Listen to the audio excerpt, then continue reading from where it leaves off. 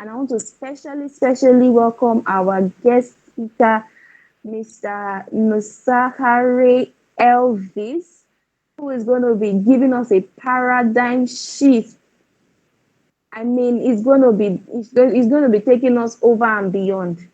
So, let's welcome Mr. Nusakari Elvis, an internet guru, a well-traveled business coach. In fact, so many more. Let the drums start rolling. Wherever you are, give a standing ovation to our special, amazing guest speaker this morning. Thank you so much, sir, for this privilege to be tutored and to be, taught by you. In fact, I'm ready. I'm ready. I'm ready. Who is ready? Who is ready? Type on the comment section, please.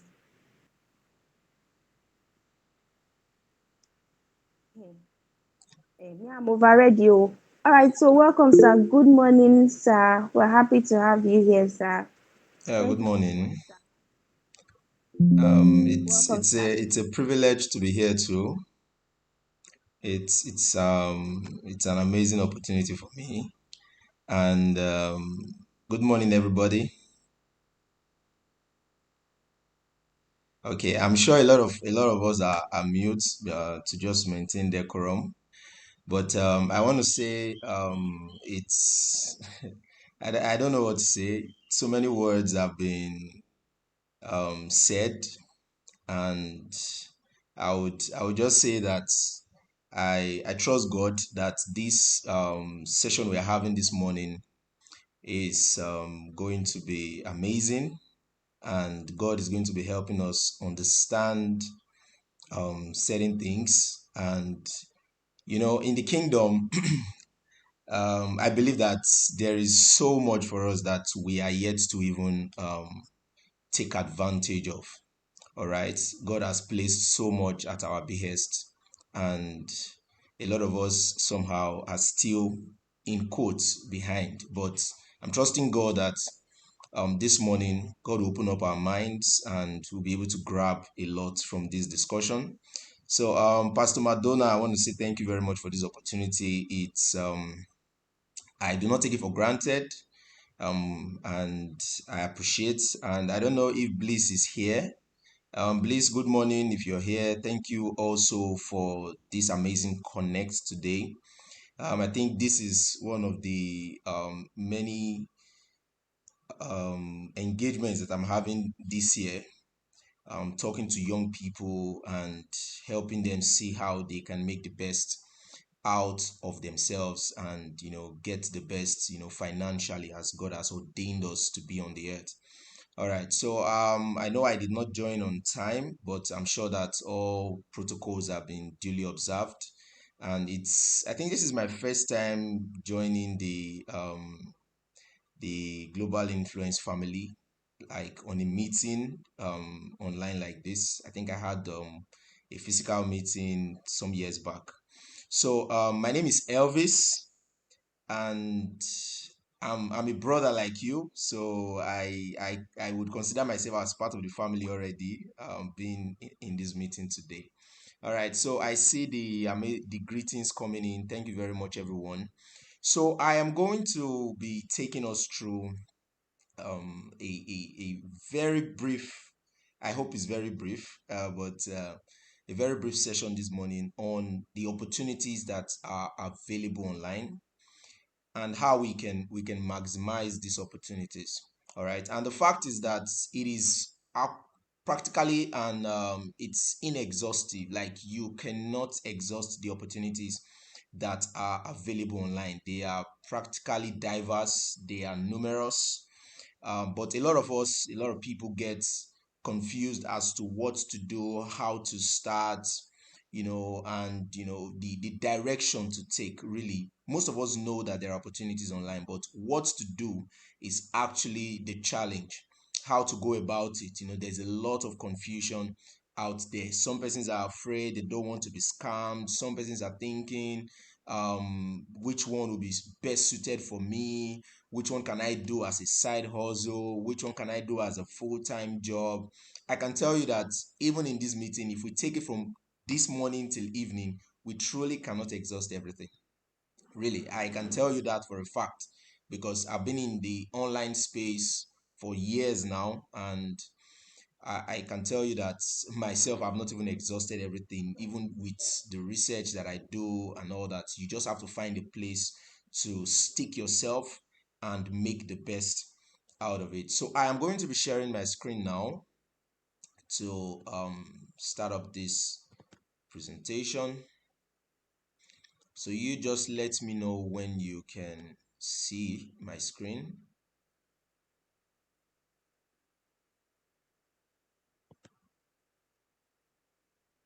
Kindly confirm if you can see my screen.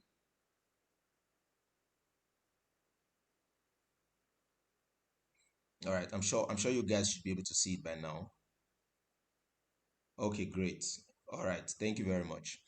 Okay, so what we want to talk about, maximizing opportunities on the internet. Okay, and the first thing I'm going to say this morning is that the internet is practically a gold mine. All right, the internet is a gold mine. You cannot exhaust it. There are thousands and let me say millions of business transactions going on the internet today, this minute, as we are talking right now. People are making payments for something, people are buying something, some people are having business meetings, some people are making purchases on an e-commerce website, some persons are using someone's affiliate link to buy something, somebody somewhere is currently paying for a software service, somebody is paying right now for a delivery service. Like, the internet is the future. In fact, it is the present and it is the future.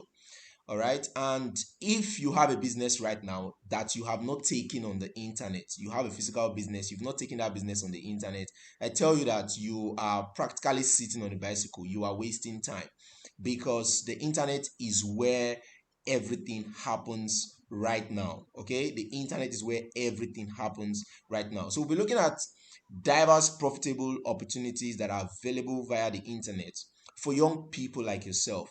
Okay. And I'm gonna tell you guys a lot this morning, and a little bit of that would be my story, how it all started. Okay, so who am I, and why exactly should you listen to me? Okay, so my name is Elvis Nosakare, and I'm a digital entrepreneur, and I'm also a business coach, and professionally, I'm a project manager. Okay, so as a digital entrepreneur, what do I do? I guide people on their journey to starting and succeeding in any online business of their choice. And when I say any online business, I mean any online business of their choice.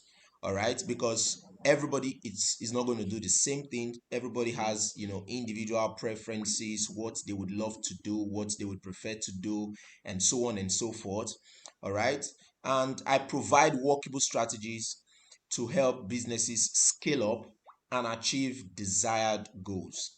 Okay, so pretty much what a digital entrepreneur is that I do businesses on the internet. Okay, practically everything I do is online.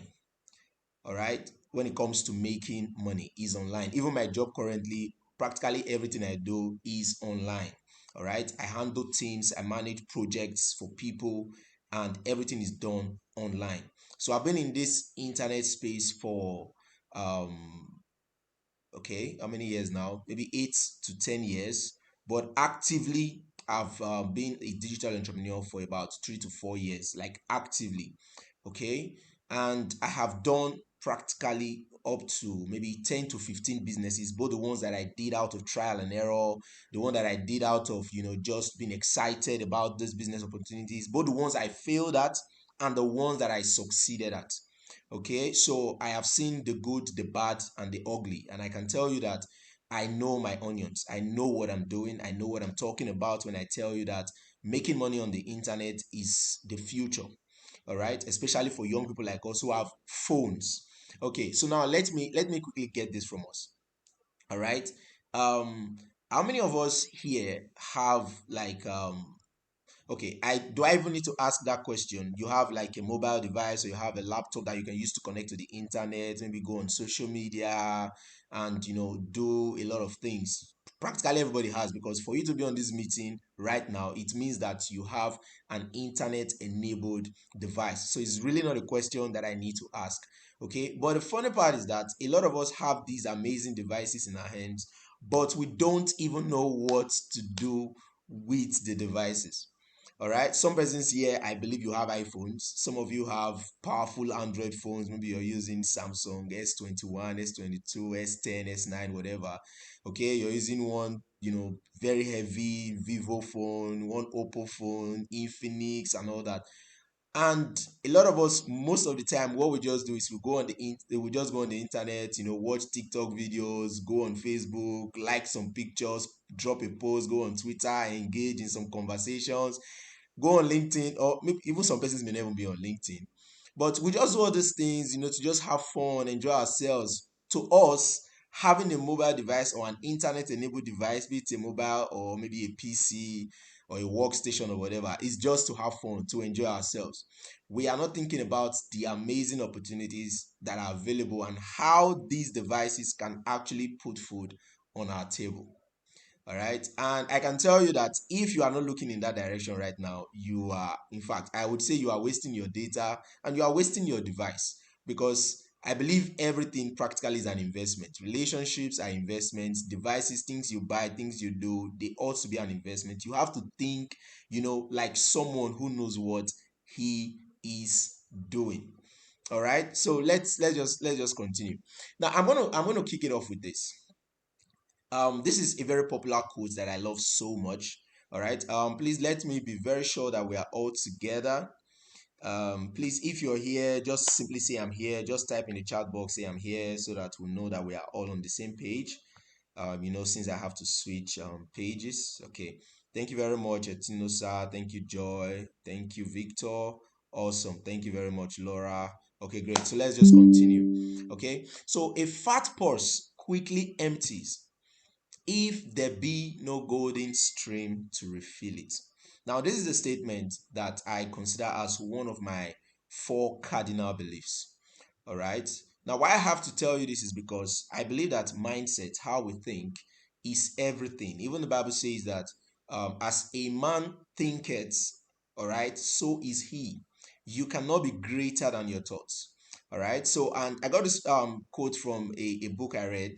The title of that book is The Richest Man in Babylon. So let's really look at it. Some of us might say we are broke.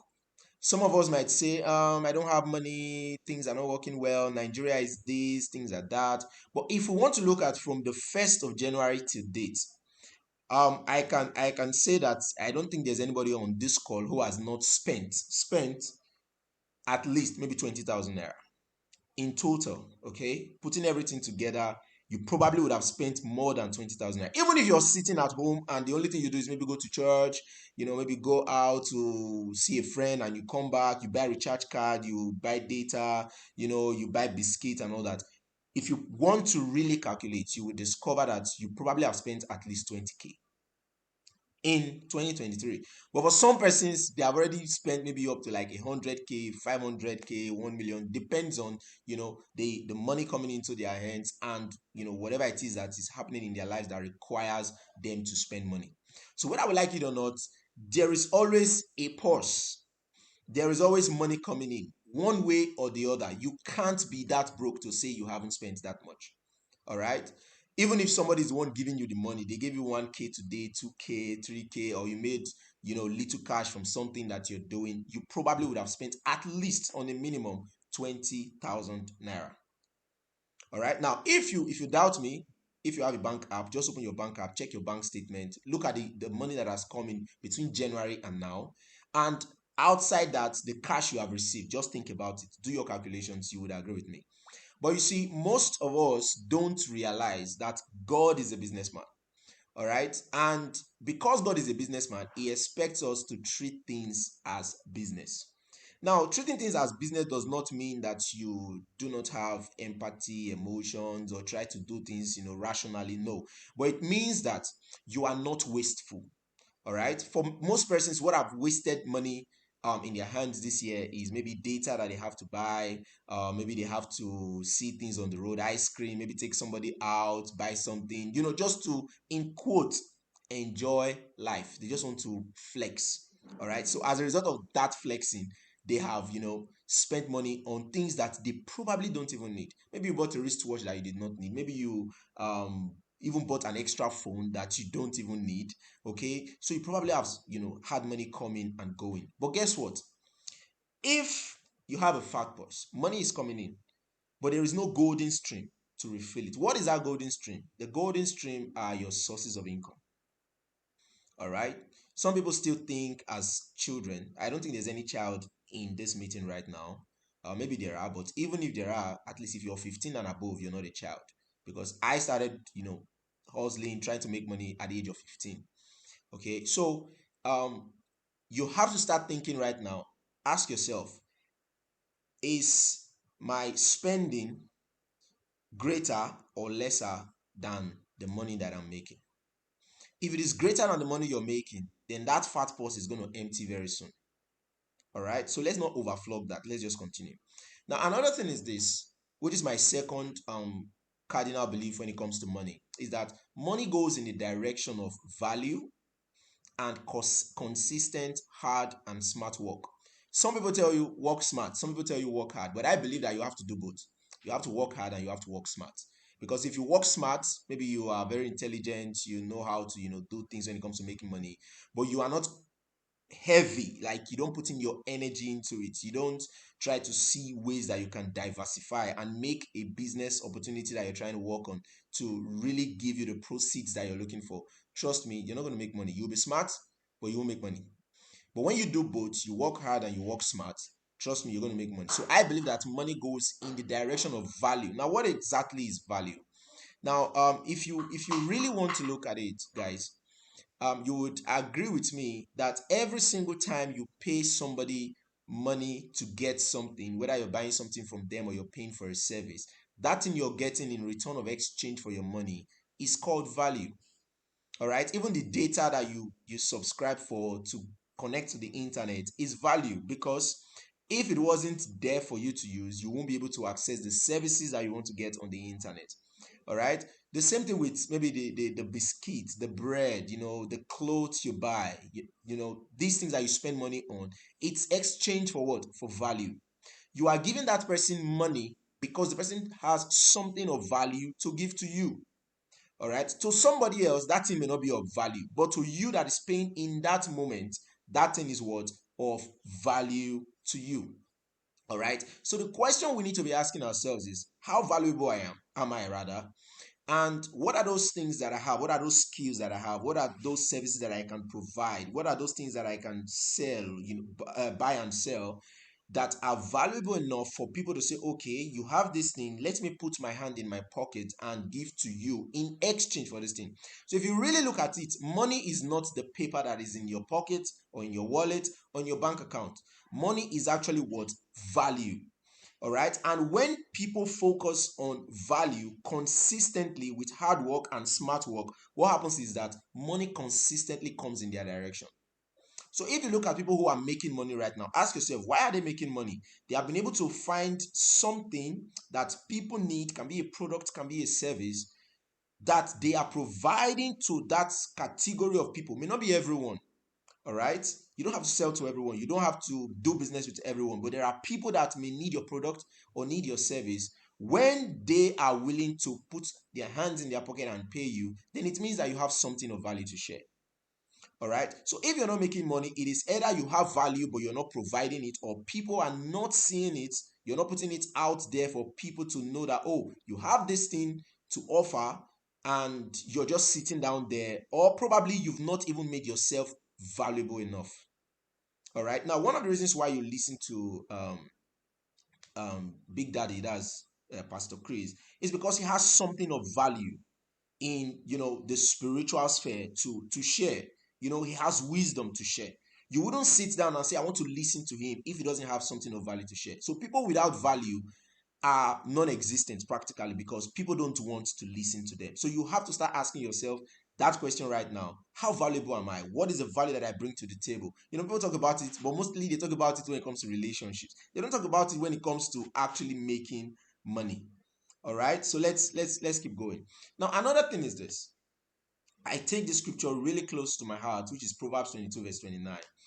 And is that, seest thou a man diligent in his business? So he's asking a question. Have you seen a man that is diligent in his business? He said, that man shall stand before kings and not mean men.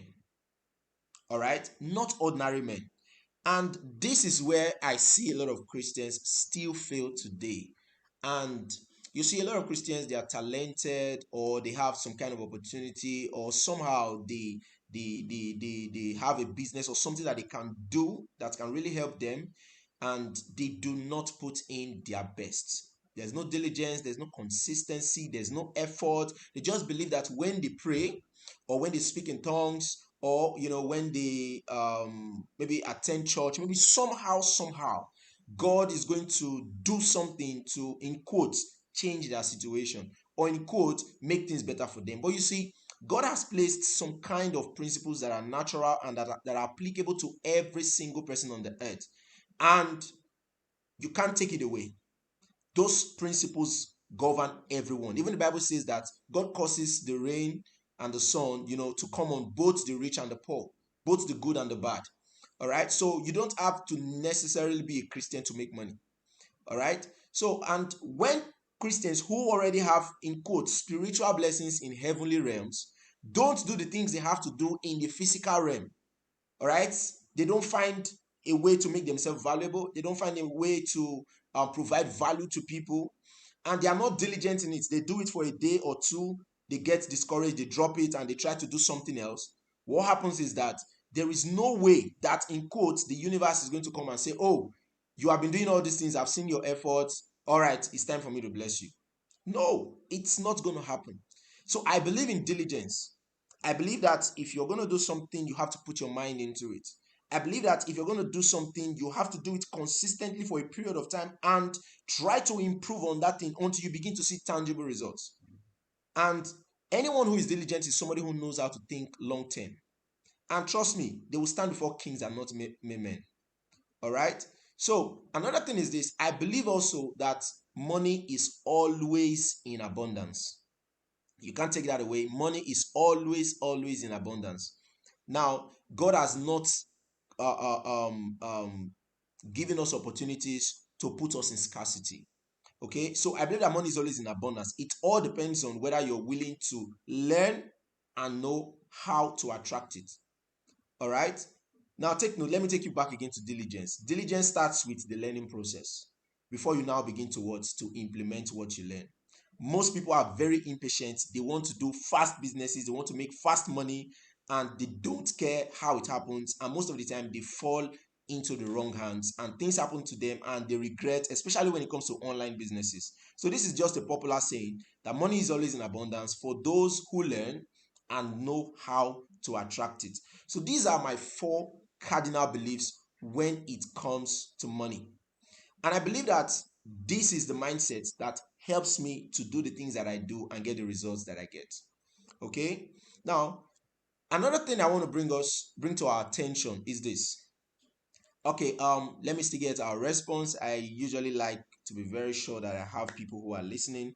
All right, so if you're still on the call, just simply say I'm here. Just quickly type I'm here. So let's continue. All right, so let's go. All right, thank you, Ogogo. Thank you, Matthew, Favor, Joy.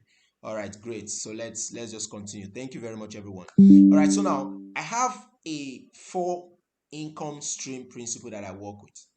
All right, and I got that from Genesis 2, verse 10 to 14, talking about the streams of the rivers that come in and go out of the Garden of Eden. All right, so I believe that as a believer, get me right, as a believer, it doesn't necessarily have to apply to everyone. I believe that as a believer, I ought to have 4 streams of income minimum. All right, and this is what I follow in everything I do when it comes to business. Like, I have to have 4 streams constantly, bringing money to my table. Now, I may not have to start with 1 stream. sorry, with the four streams, I can start with one and incrementally build and add more streams. So if I have four streams of income, now see, take notes, not just anyhow streams of income. I'm talking of streams of income that are actually profitable, all right, and that constantly on a weekly or on a monthly basis bring money into my bank, bring money into my pocket, into my bank account. All right. And I believe that every child of God should practice this. All right, because when you look at the Garden of Eden, the Bible talks about it as practically a paradise, and every one of us wants to live in this paradise. We want to have amazing money. We want to enjoy ourselves. We want to be able to support the kingdom work. We want to be able to help those around us. We want to be able to travel and all that.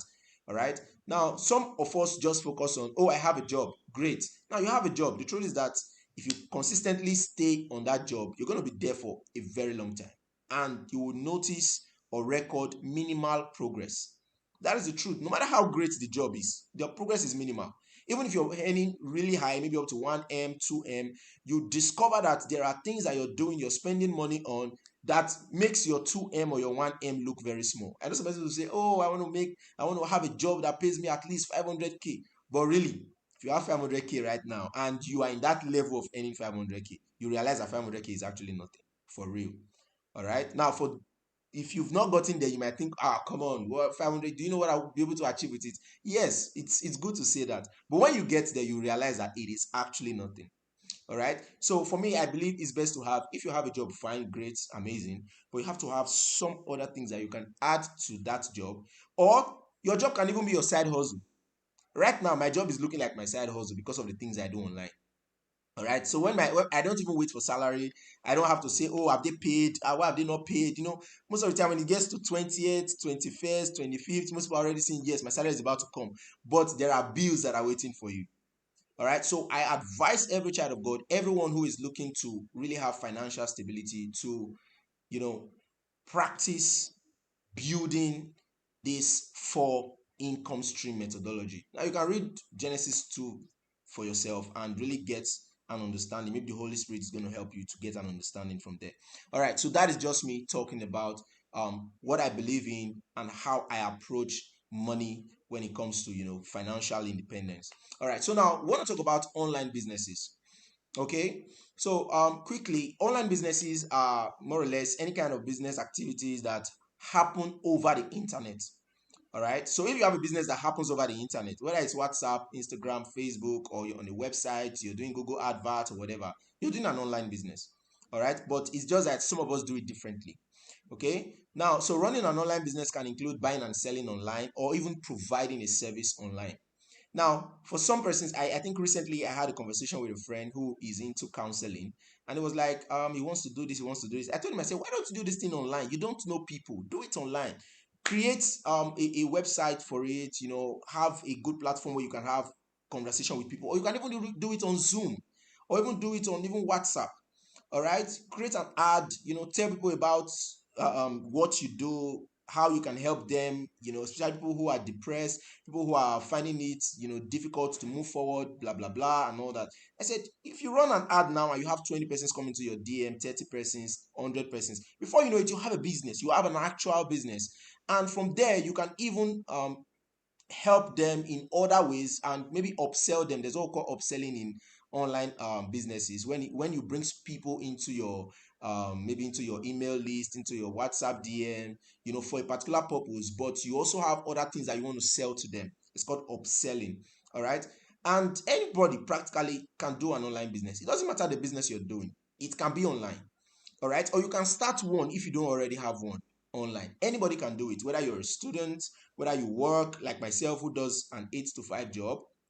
All right, whether you are a pastor, whether you are a lecturer, whatever it is that you do practical, as long as you can think, you can read, you can understand, you can do an online business.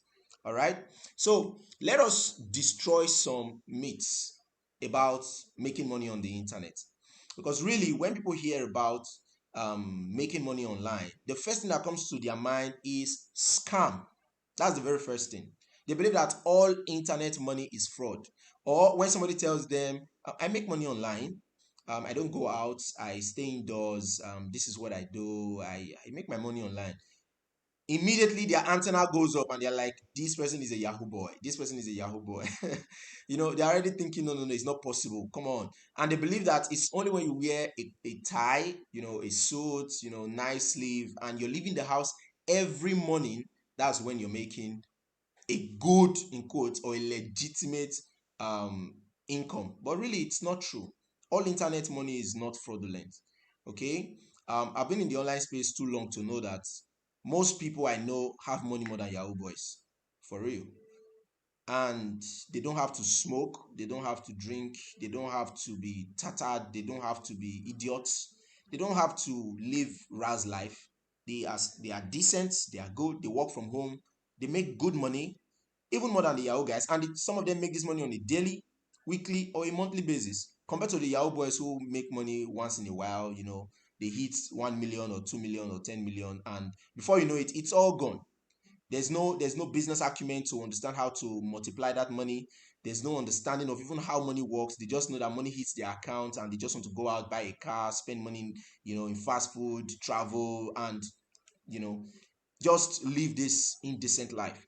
All right. So not all internet money is fraudulent. And another thing is that you do not have to be a computer guru to make money online. Now, what I tell people when it comes to this aspect is that if you keep an open mind, and as long as you are not an illiterate, you can read and understand, because everything on the internet is either text, video, or images. So it's either you're reading it, you're looking at an image, or you are watching a video. It's as simple as that. There's no big deal to it. So if you can read and understand, and where you don't understand, you ask questions, all right, then you can do an online business. You can make money online. And making money online is not hard. Now, it requires, don't forget, I talked about diligence, I talked about, consistency and all that, work and the rest. It's not hard in the sense that it is not rocket science. If you are willing to learn, if you have an open mind, you can make money online. All right. And it's also not about luck. There are strategies to it. I always tell people who want to go online to make money that treat your online business the way you would treat a physical business. All right. The way you wake up in the morning and say, oh, I'm going to my shop or I'm going to my office. If you have that same mindset when it comes to your online business, you wake up in the morning, let's say you're working from home, and you just start your business in the morning. Let's say you say, okay, 8 o'clock, I should be doing something on my laptop or on my phone, if it's depending on what you're using for your online business. And okay, I'm going to do it for like 4 hours, then I'm going to take a break and do this and do that, then I'm going to do for another 3 to 4 hours again. Okay, maybe I have a service in the evening. Now if you have that kind of plan, the way you have that kind of plan, when you go to someone else's office and you work for the person and they pay you at the end of the month, you can do the same for your online business. All right, it's not hard. It's just about having the right mindset and being able to focus and say, okay, this is what I want to do, and you do it. And the thing is this: some persons say that the results are too good to be true. Now, I would have loved to share with you guys a lot of maybe screenshots, payments, from different platforms where I make money online. But most of the time, I realize that people get really skeptical about these things and they are thinking, is this really possible? But truth is that it is. All right, it is very, very possible. And the results are really true for those who are doing it well and doing it rightly. All right, and it can be very, very profitable. Very, very profitable. All right. And for me, I think it's actually the easiest way to make money today. Okay. So now, why should you start an online business? Okay. So I have like 8 reasons here why you should consider starting an online business. Now, the first thing is that it is extremely inexpensive. Yes, I know most of you might have seen some online opportunities that require you to pay money and all that. But really, if that opportunity is genuine, it's actually less expensive than a physical business. Now, let me give you a scenario. If I want to start, let's say, an electronics business now, and I want to do it, let's say, I stay in Benin. So let's say I want to do it at Oba Market, or I want to do it at, let's say, Mission Road, popular place where people buy electronics, laptops, and all that. Um, First of all, I need to get a location, all right? I need to get a shop. And I don't think right now any shop around these areas I just mentioned would go for less than 350K per year. I don't think so. Okay. So if I'm just getting a shop with 350K, ask me how much am I going to spend for buying the electronics? And we all know how electronics are expensive right now. You want to buy a TV right now, a basic TV, normal LED, not a smart TV, you should be having like maybe 70,000, 80,000. So let's say I'm buying 10 and I'm selling that 10. So I'm looking at like, let's say 800,000. So, and that's not going to be the only thing I'm going to be selling. I'm going to be selling electronics accessories. I'm going to be selling different products, of televisions. I'm going to be selling music systems. So on the average, maybe I need like 20 million naira to start, and it will even be a small shop. All right, not fully stocked, just something basic to let people know that I'm serious about business. All right, or let's say I want to go into fabric sales. I want to sell different fabrics to people. Trust me, you still need a shop because you're thinking about where you're going to keep it, where it's going to be safe, and all that. So just think about any scenario of starting a physical business right now, even as little as a point of sale business is, that's the regular POS guys, you need substantial amount to still start. Maybe at least 100,000, at least. It might be more, I don't know, I've not done it before. Or maybe 200,000, because people are going to be coming to withdraw. You need cash, you need to be able to serve your customers and all that. So you need money, and you need a location. You have to pay for something. You have to maybe build a kiosk, whatever it is you have to do. You'll be thinking about 100,000, 200,000 and above and all that to do that. So doing a business online is actually less expensive, far less expensive than doing a physical business. Now, and another thing is the flexibility of time. All right. Now, you can decide to wake up in the morning and do your business from 8 or maybe from 7 till like 12, and maybe you have other engagements in the afternoon. You go and handle those other engagements. You come back in the evening, maybe you do a little bit of your business, you watch a movie, you watch TV. Maybe if you're like me who loves football, you watch football, you sleep off, or maybe you pray or you attend an online event and whatever. You have that flexibility of time. But when you're working for someone or when you're going to a shop and all that, you have to focus on that thing throughout that period of time. You can't even leave it. You can't walk away. You can't leave your shop empty. You can't walk away from your employer's business because it's gonna probably sack you. All right.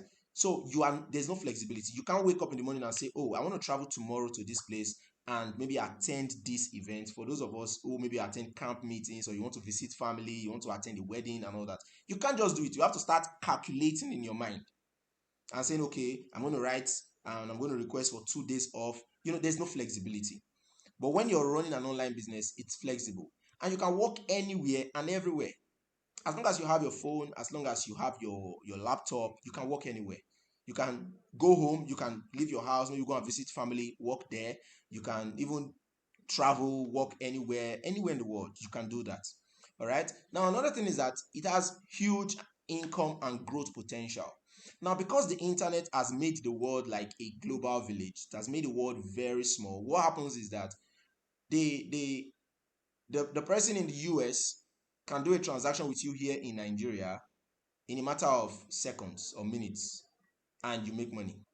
You can make your business to reach out to people in different countries around the world. But if you have a shop in Alaba International Market, your only customers are in Alaba International Market, except you have contacts who ask you to say, "Oh, please supply me this, supply me that," and all that. So there is huge income and growth potential when it comes to online businesses, and your business can run 247 even while you are asleep. Yes, even while you are asleep. Now, let me give you an example. Most of us maybe probably buy from Jumia, Konga, eBay, Amazon, or maybe you pay for subscription services on DSTV. You just open your bank app and you pay. Now, that business is running online. While they are sleeping, you are buying from them. You go on Konga by 12 a.m. and you purchase an item because you want it delivered on time. Konga staff are probably asleep. You cannot even chat with their agents, but the business is there running. You can go there, buy what you want to buy. They come in the morning, they attend to your orders, they deliver it to you. All right. You have maybe a product that you're selling online. You set up what we call a sales funnel. For those of you who probably will be doing online business after this conversation, you set up something like a sales funnel, and while you are sleeping or you're watching a movie, you're making money. You're receiving emails. "Oh, you just made a sale. Awesome." For those of you that use smartwatches, you just check your smartwatch, you see an email saying you've received a sale. All right. Now, and also it's easy to outsource. There are certain things you might not be able to do in your online business, or you are too busy to do. You can outsource. For example, maybe advertising. You can say, "Oh, I want to focus on converting my prospects to customers." Then, anything that has to do with adverts or maybe writing copies and all that, let me just give it to someone to handle it for me. All right, you can easily outsource it, and the person does not have to even see you face to face. Everything is done online. You send the person money, the person does the job, your business is growing, you're making money. Everything is seamless. All right, now it's not easy, but it's seamless, because before you get to seamlessness, you have to put in some workable practices and activities in place for it to work that way. All right, the other thing is that you can direct your focus and tell yourself that, okay, this is the part of online businesses that I want to do. All right, and you can do it and do it amazingly well and get the results that you want. Okay, you don't have to beat around the bush. You just know that, okay, this is what I want, this is the niche I want to focus on, and in this niche I want to make money, and you put all your energy in that particular niche. Then finally, it's suitable for everyone. All right, I think I already mentioned this. Doing an online business is practically for every single person. All right, now there are two categories of people who are in this class right now. Those who have a physical business but they want to take it online, and those who want to start an online business. They want to do an online business, or they are doing an online business but it's not succeeding, and they are wondering why is it not working. Everything I'm saying right now is for you. Trust me. Everything I'm saying right now is for you. Now, I want to say this because this is where a lot of persons get it wrong. So, what are some of the things that you have to avoid when you're starting an online business? Or when you are thinking, oh, I want to go online, I want to start making money the way people are making money online. What are some of the things you have to avoid? Now, the first thing is avoid high risk businesses such as crypto trading and forex when starting out. Now, I think most person are going to say, why is he always saying this? Why would he say I should avoid crypto trading? Now, I'm going to explain. I said, if you must do them, take at least 90 to 120 days for learning only. Most people, they want to do crypto trading. They just ask somebody, oh, how do I create a crypto account?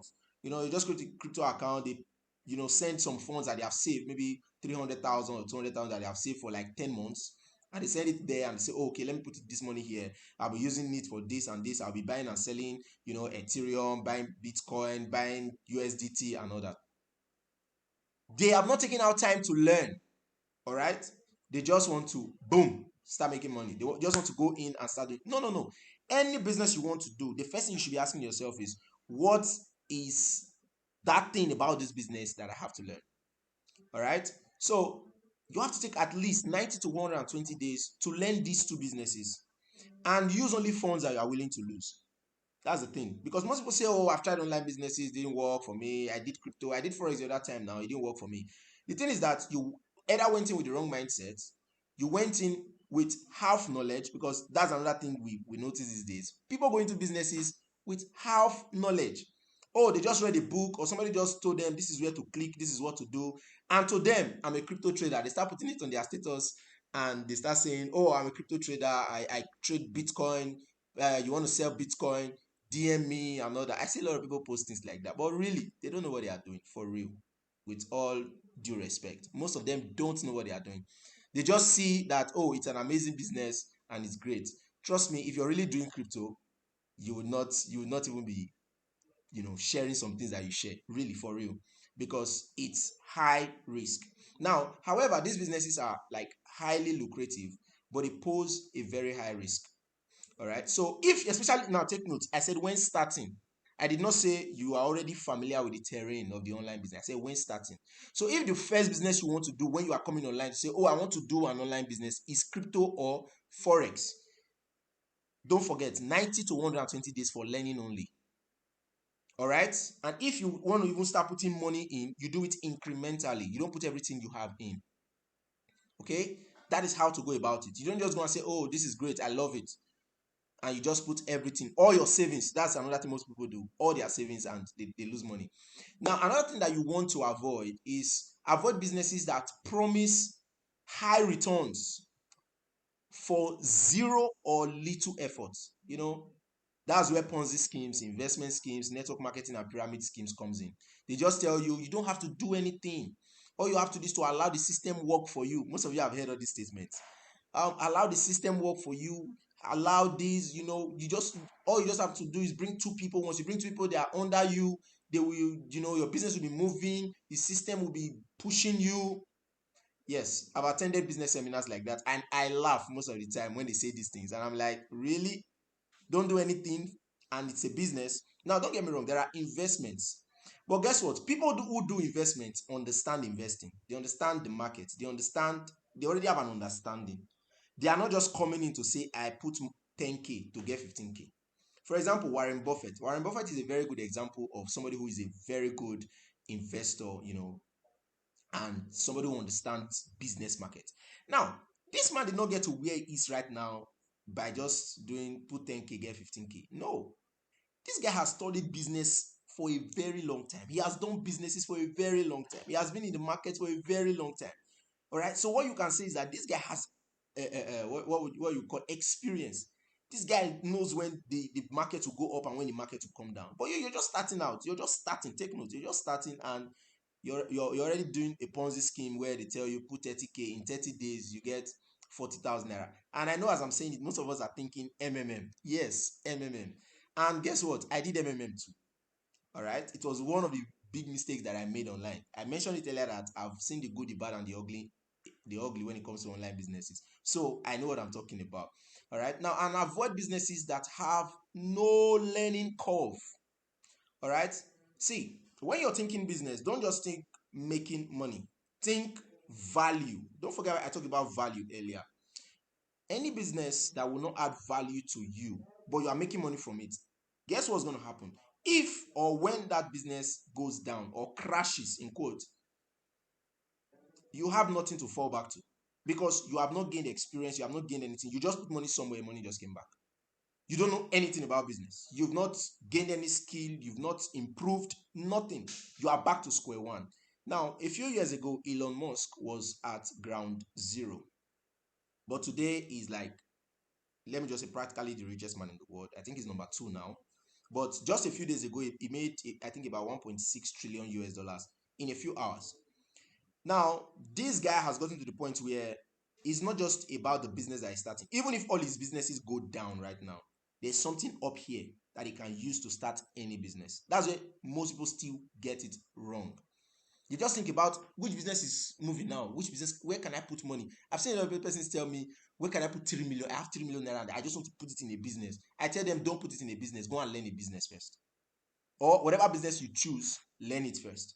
Because what happens is that in the process of learning, there are skills, experiences, there are certain business tenets that you're going to learn, you're going to acquire, that whatever happens in that business, if things are going down, you have the capacity to be able to handle it, manage it, and still make it afloat and still make it productive. Else, what's going to happen is when anything happens in that business, you have nothing to fall back to, not even your knowledge, not even your experience, nothing to fall back to. All right. So avoid businesses that would not add value to you. So now, what should you focus on? All right. Now, you should focus on skill oriented businesses. All right. Now, when I say skill oriented business, some persons might think, oh, maybe it's telling us to go and learn fashion design. Now, if it is fashion design and you think excellence, you can be the best fashion designer that has ever, that we've ever seen.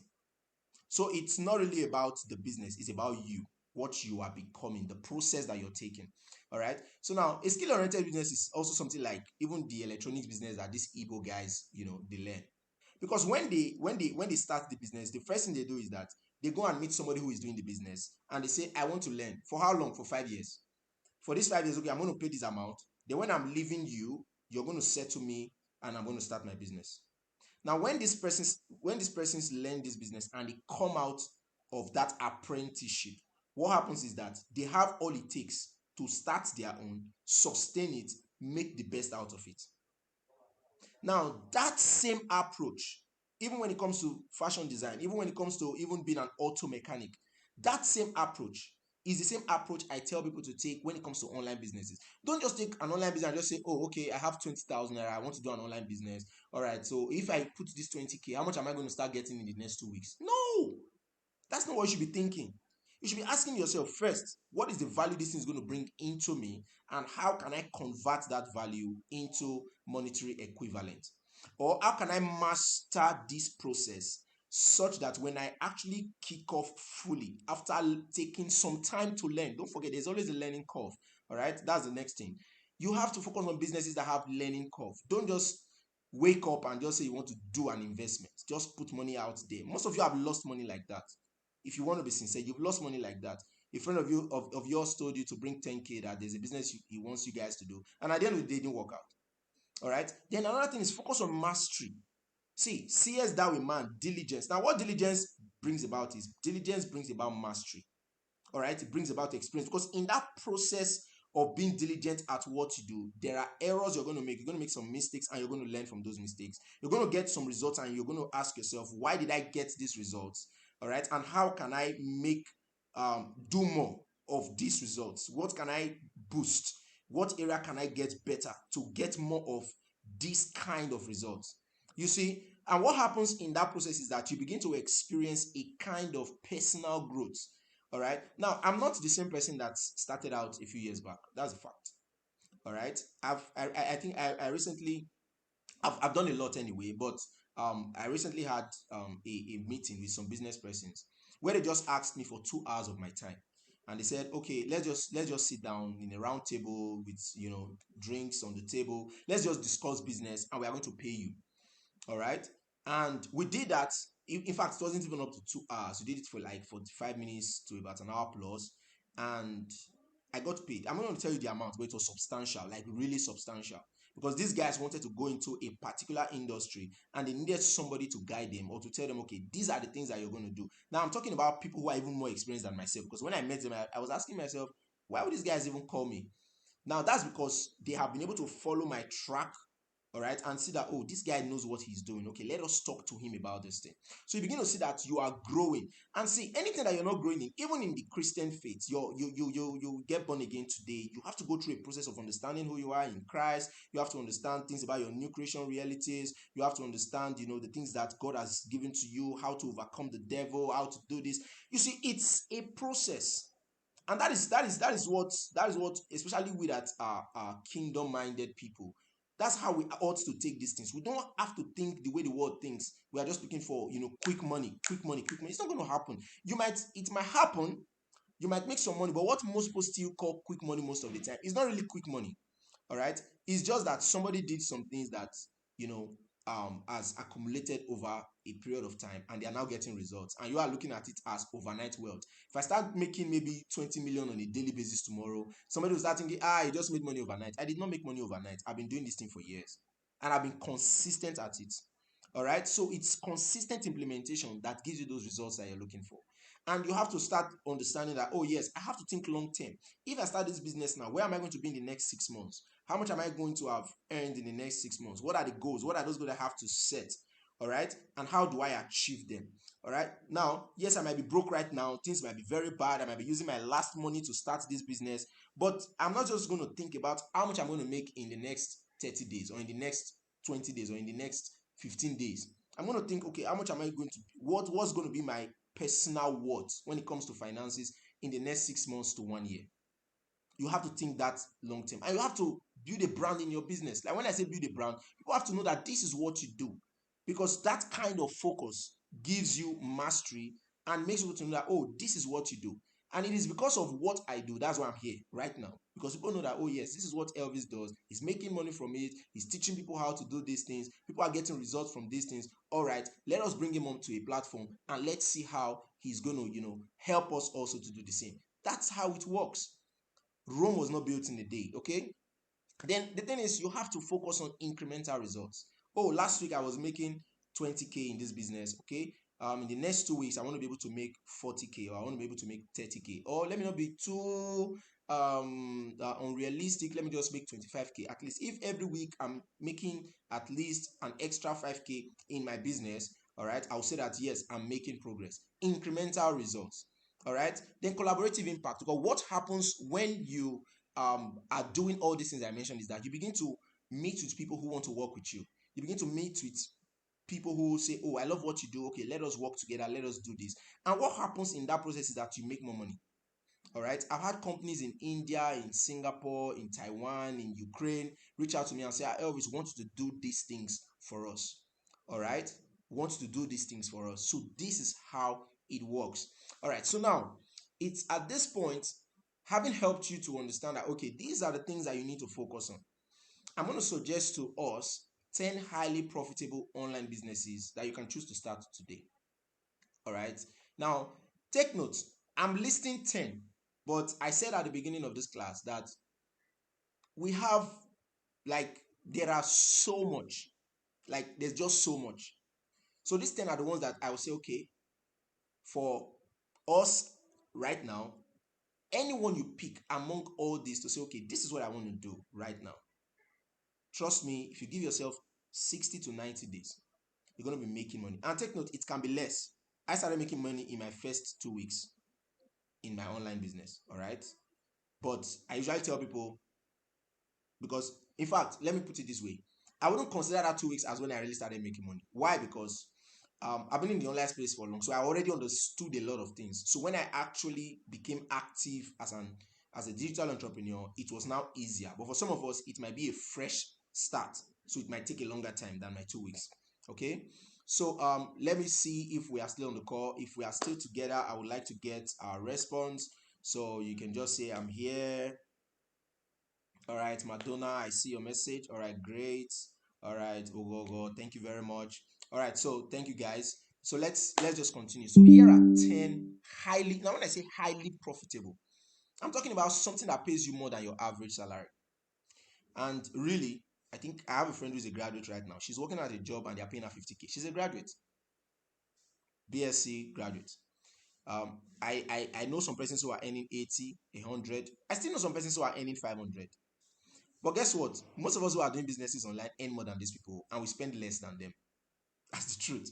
All right, because most of them, they have to maybe work in a place where they have to drain them, like they have to practically drain them, work them out to ensure that 500K they are receiving is actually worth it, except if they have top management. All right, okay, so the first one I want to talk about here is Facebook or Google Adverts Management. Now, you we all go online, and every single day when you're scrolling through Instagram, Facebook, Twitter, you're browsing a website, you see a lot of adverts on these platforms. It's people that created those adverts. And guess what? The people that created those adverts for the businesses that you are seeing those adverts, that they are promoting. And that work that they do, they get paid for it. All right. Now, it depends on how good you are. Depends on, don't forget, I talked about mastery. Depends on how good you are. You can earn 6 figures on a weekly. When I say 6 figures, I'm talking about 100K and above on a weekly, handling Facebook and Google adverts for businesses. So, for example, let's say you have 10 businesses that have employed your services to run their adverts for them. Now, what you just do is you learn how. Now, take note, I'm always talking about learning. You learn how to run Facebook, Google advert, Twitter advert, LinkedIn advert. In fact, everything that has to do with adverts management on social media platform, on websites, SEO management, and the rest. You learn it, all right? You become good at it. Let's say 10 businesses employ your services to do it for them. And let's assume you are very cheap. And for every advert you run for them, let's assume you are, and when I say very cheap, maybe you are earning 20K from them per advert campaign that you do. And let's say one business is running about 10 advert campaign. Now, which means for that 10 advert campaign that you're running for them, you're already making 200K from one business. All right. Now, but let's even say that you are the cheapest person right now. You are the cheapest in the market. And one business is doing one advert campaign with you and they are paying you, let's say, 10K. Then you have 10 businesses that have employed your services and you are running adverts for them on a weekly basis, on a monthly basis, and you have a structure with which you charge them. And let's say you are earning 100K weekly from these 10 businesses. 10K times 10 businesses, that's 100K weekly. And you multiply that by 4 weeks. What happens is that you are looking at 400,000 naira monthly. Now, you see, most people don't understand that business or making money is a game of numbers. What they are thinking about most of the time is, oh, how do I look for people? How do I get people to do this advert for me? You are already thinking about, sorry, that I will do this advert for. You're already thinking about the impossibility of you not getting people to do adverts for, rather than thinking about how good can I become at this thing so that the way people are going to seek out my service is going to make me even get tired of getting clients. You see, a pessimist mindset and an abundance mindset. The abundance mindset is asking, how can I be the best in this field? How can I get, how can I attract people's attention? How can I make people realize that this thing I'm actually good at it? And when I do, I make so and so amount. All right. So, and guess what? This is a highly sought after skill for businesses. And most people who run businesses, they don't have time to do these things themselves. And they don't want to employ someone that will sit down in the office and be running adverts for them. To them, they feel they are probably just, paying this person and they are wasting money. So they want someone that they don't even see, that they don't probably even know. Maybe the person was just recommended to them. And this person is just running their adverts, but they are getting the results that they want. And business is going. Simple. Now, another one is ghostwriting. Now, ghostwriting is more or less writing content for businesses and individuals and getting paid. Now, the statement there already says ghost, like you are a ghost. You are a writer, but you are a ghost. All right. Now, what it means that you are a ghost is that you don't take credit for the work. For example, someone can reach out to you and say, "I want to write my autobiography." And it gives you details of himself, his life, everything and all that, and you write, put everything together as an autobiography. You can get paid for that. You can get paid for writing novels for publishing firms. All right, because they don't have writers, they don't want to employ writers that will come and sit in the office. They just have one small cubicle as their office, but they have people all around the world that they are paying to write novels for them, and these novels they are publishing it, and they are making money from it. So when you finish writing it, you become a ghost because you do not take credit, all right, for the written work. The person who has paid you, giving you that contract, takes credit for it. Now, in fact, I've seen ghostwriters. Now, I don't do all these businesses. Now, don't get me wrong. I started by letting us know that part of what I do is helping people start any online business that they want to do. I can't do everything, okay? I know my niche, I do my niche, I make money from my niche, all right? Then I also recommend niches that I know that people can start and earn good money from. All right. So for ghostwriting, it is usually based on an agreed contract. I have gone through ghostwriting training. All right. I've written a few content, gotten a few endorsements, contracts, and all that. But I don't do it actively because that is not really what I want to do. But there's serious money in it. The little that I've done, I've made money in it. All right. Then for Google and Facebook adverts, I practically do it for myself, for my business. Okay. I don't do it for people because I don't have that time to begin to manage adverts for people. I rather do mine, get results I want to get for my business, make the money I want to make, and move on. All right. So another one is affiliate marketing. Now, this is one that a lot of persons have heard. Probably you see a lot of adverts online about it, and some persons are saying, "Oh, this affiliate marketing is a referral program. This affiliate marketing is why are they just talking about it?" Some people get pissed off about affiliate marketing, and really, it's because we Nigerians, we are highly enthusiastic with everything we do. Highly enthusiastic. In fact, I think Nigeria is one of the countries around the world that's really made affiliate marketing very popular around the world, like for real. We made and Nigeria has like one of the highest numbers of affiliate marketers around the world. Yes, some of them are doing it rightly, they understand the business. Some of them are not doing it rightly, they don't understand the business. But that's just the thing. People are just we talked about trying to make money very fast. They just want to make money very fast. All right. So but affiliate marketing is a very simple business model that has to do with recommending high value digital or physical product. Take note, I said high value, all right, because everything that has to do with money exchange boils down to what? Value. Okay, so they recommend these products to a needy audience. That's an audience that needs this product, and they earn a commission when a desired action is completed, such as a sale or a generated lead or a download or certain kind of action. All right. So affiliate marketing is one of the easiest, in my opinion, because for me, it was what I started with. All right. And affiliate marketing opened me up to several other businesses. It made me understand business. It made me get and realize that the internet is actually a gold mine. And that is why I call the internet a gold mine. I even have a Facebook page called Internet Gold Mine, where I talk about online businesses and all that. Okay, so another one is copywriting. Most of us have probably heard about this also, and it's simple. Businesses need people who can write content that would make people who read those contents to buy the content, to buy their products or pay for their services. All right, so it's more about generating compelling and persuasive content for marketing and sales with the goal of generating conversions and sales. All right. Now, the adverts you watch on TV were created by copywriters. When you watch your DSTV, you watch your GoTV or whatever, those adverts were created by copywriters. Just that what has been written is now vocalized or acted out in video form and all that. But no advertiser or business that wants to advertise does that without the input of a copywriter, because a copywriter knows how to get people's attention, and it is a skill that people learn. It's not something you wake up with. You learn it. There are training programs for these things. All right. There are people who teach all these things.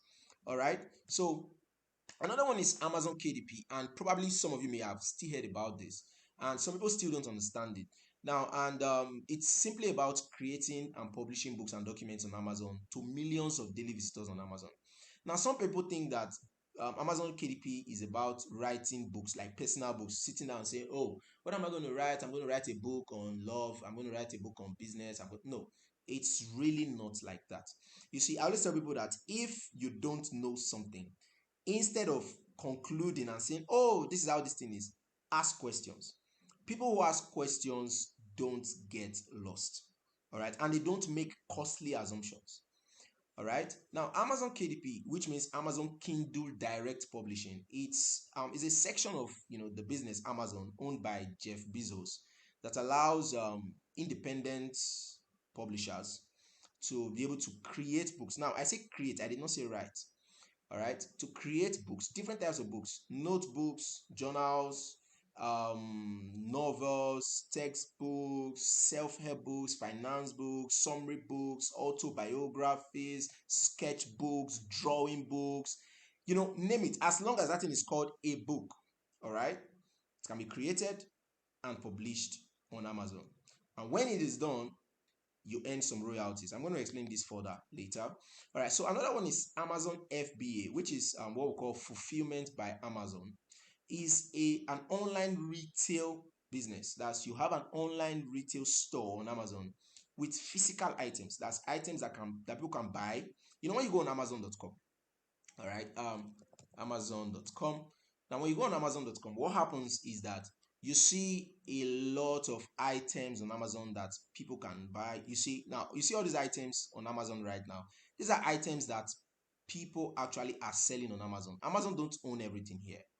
All right. So you can own a store that sells, let's say, wristwatches on Amazon. All right. So what happens is that the way it works in Amazon FBA, fulfillment by Amazon, is that I can be in Nigeria, set up a store on Amazon, on this Amazon website, and request a supplier in China to supply me, let's say, 1,000 of these watches. But they won't bring it to my house in Nigeria. They will send it to Amazon. Now, on Amazon, when Amazon receives it, Amazon will keep it in their warehouse in my name. That's in my store name on Amazon, okay? Then people can go on Amazon and see the watch and say, "Wow, I love this watch, I want to buy it." When they buy it and they buy it from my store, Amazon will package the item, deliver it to wherever those people are, anywhere in the world. I don't have to do anything. Okay, the only thing I have to do is to look for products that I can sell, buy those products from the suppliers. Those suppliers ship it to Amazon. Amazon handles the business part of it, the purchase. Even when people write for disputes and all that, maybe there is a damage or for some reason they are not satisfied with the product, Amazon handles everything. That's why it is called fulfillment by Amazon. It's a kind of business that practically anyone can still do. All right, although it is a little bit capital intensive compared to the rest I've been mentioning. All right, so, and I have a store on Amazon right now. Most of the businesses I've mentioned, I do about 3 of them that I already mentioned out of the 6 so far. So these items are warehoused by Amazon on your behalf and sold to millions of daily shoppers on Amazon. It's a very beautiful business to run. Okay, now another one is e-commerce business. Now, this is another place where a lot of persons are making serious money. All right, now e-commerce is more or less like, now what Amazon is doing right now is e-commerce, but you can have your own e-commerce and run it as a business. All right, what Jumia is doing right now is e-commerce. What Konga is doing is e-commerce, eBay, e-commerce, and so on and so forth. They are all e-commerce, because what they do is that They list products on the website, on an application. Alibaba, AliExpress, those are all e-commerce websites. And people go there, pay for these items, buy them, and these items get delivered to them.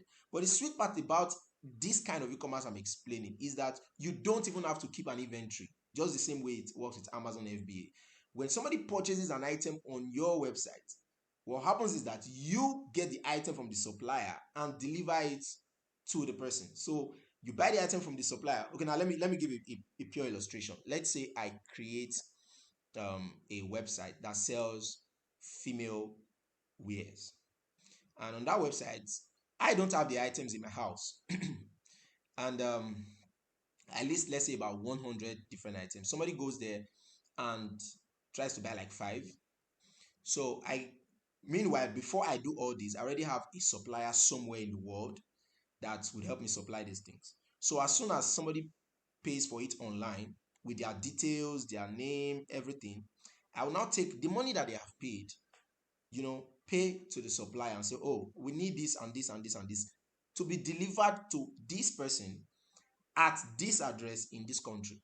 So the supplier takes the order, puts everything together, does the shipping to that person. So more or less, you are an intermediary between suppliers and the customers, the consumers. All right. But these people will not even know, because you have been able to build a brand for yourself. And, as long as you maintain your business integrity, business goes well. So yours is just to look at it and say, oh, how many orders do I have today? I have 20 orders. Okay, now these 20 orders, I'm sending it to the supplier. This supplier is going to deliver it. So when the person buys it, probably the person doesn't know the delivery time or the delivery date. When you get the delivery date from the supplier, you let the person know that, okay, maybe you send an email. All these things are automated. It's a business you can learn and you can make money from. Okay, so you ship to the person receives the item thinking that you were the one that sent the item. All right. So another one is graphics design and videography. Now, this is another place where people make a lot of money. Why? Because people are looking for ways to create compelling content every single day in visuals and in video form, all right? In pictures and in video form, all visuals. Okay. So a skill like this it's highly valuable. Like in my office right now, I'm the one that handles everything, graphics, Although I'm the manager, but I'm the one that does it best. The presentation you're seeing right now, I did it myself. Okay. So I know how to use some of all these graphics tools to put things together and get an amazing, result out of them. So it's like highly attractive. People need it. Some people need you to come and work for them in their offices to do things like this regularly. All right. While some people would need you to work for them from home, freelance for them when it comes to graphics and video content.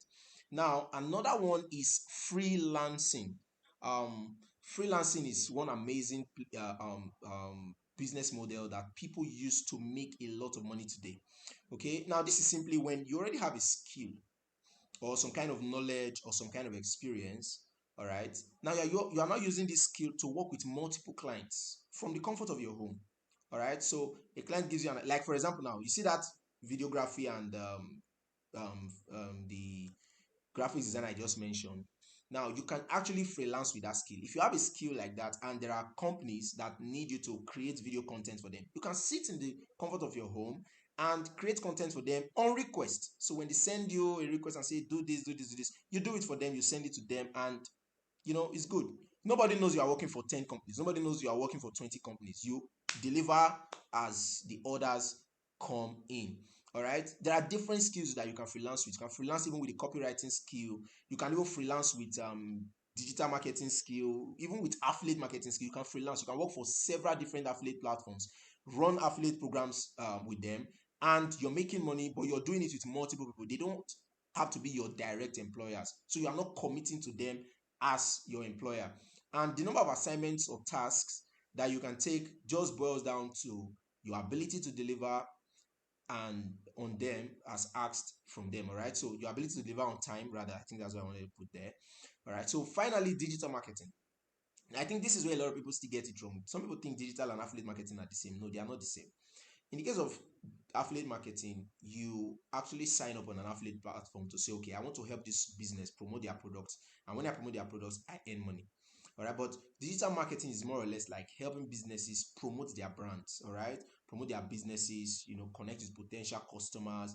It's really deeper than affiliate marketing. All right, but the skills you have in digital marketing, you can employ those skills, use those skills to achieve results in any other kind of marketing related business. Okay, so and digital marketing is usually called online marketing, and it includes marketing via email, social media, web-based advertising, text, multimedia. Somebody with digital marketing skills can even freelance. The person can even be a copywriter.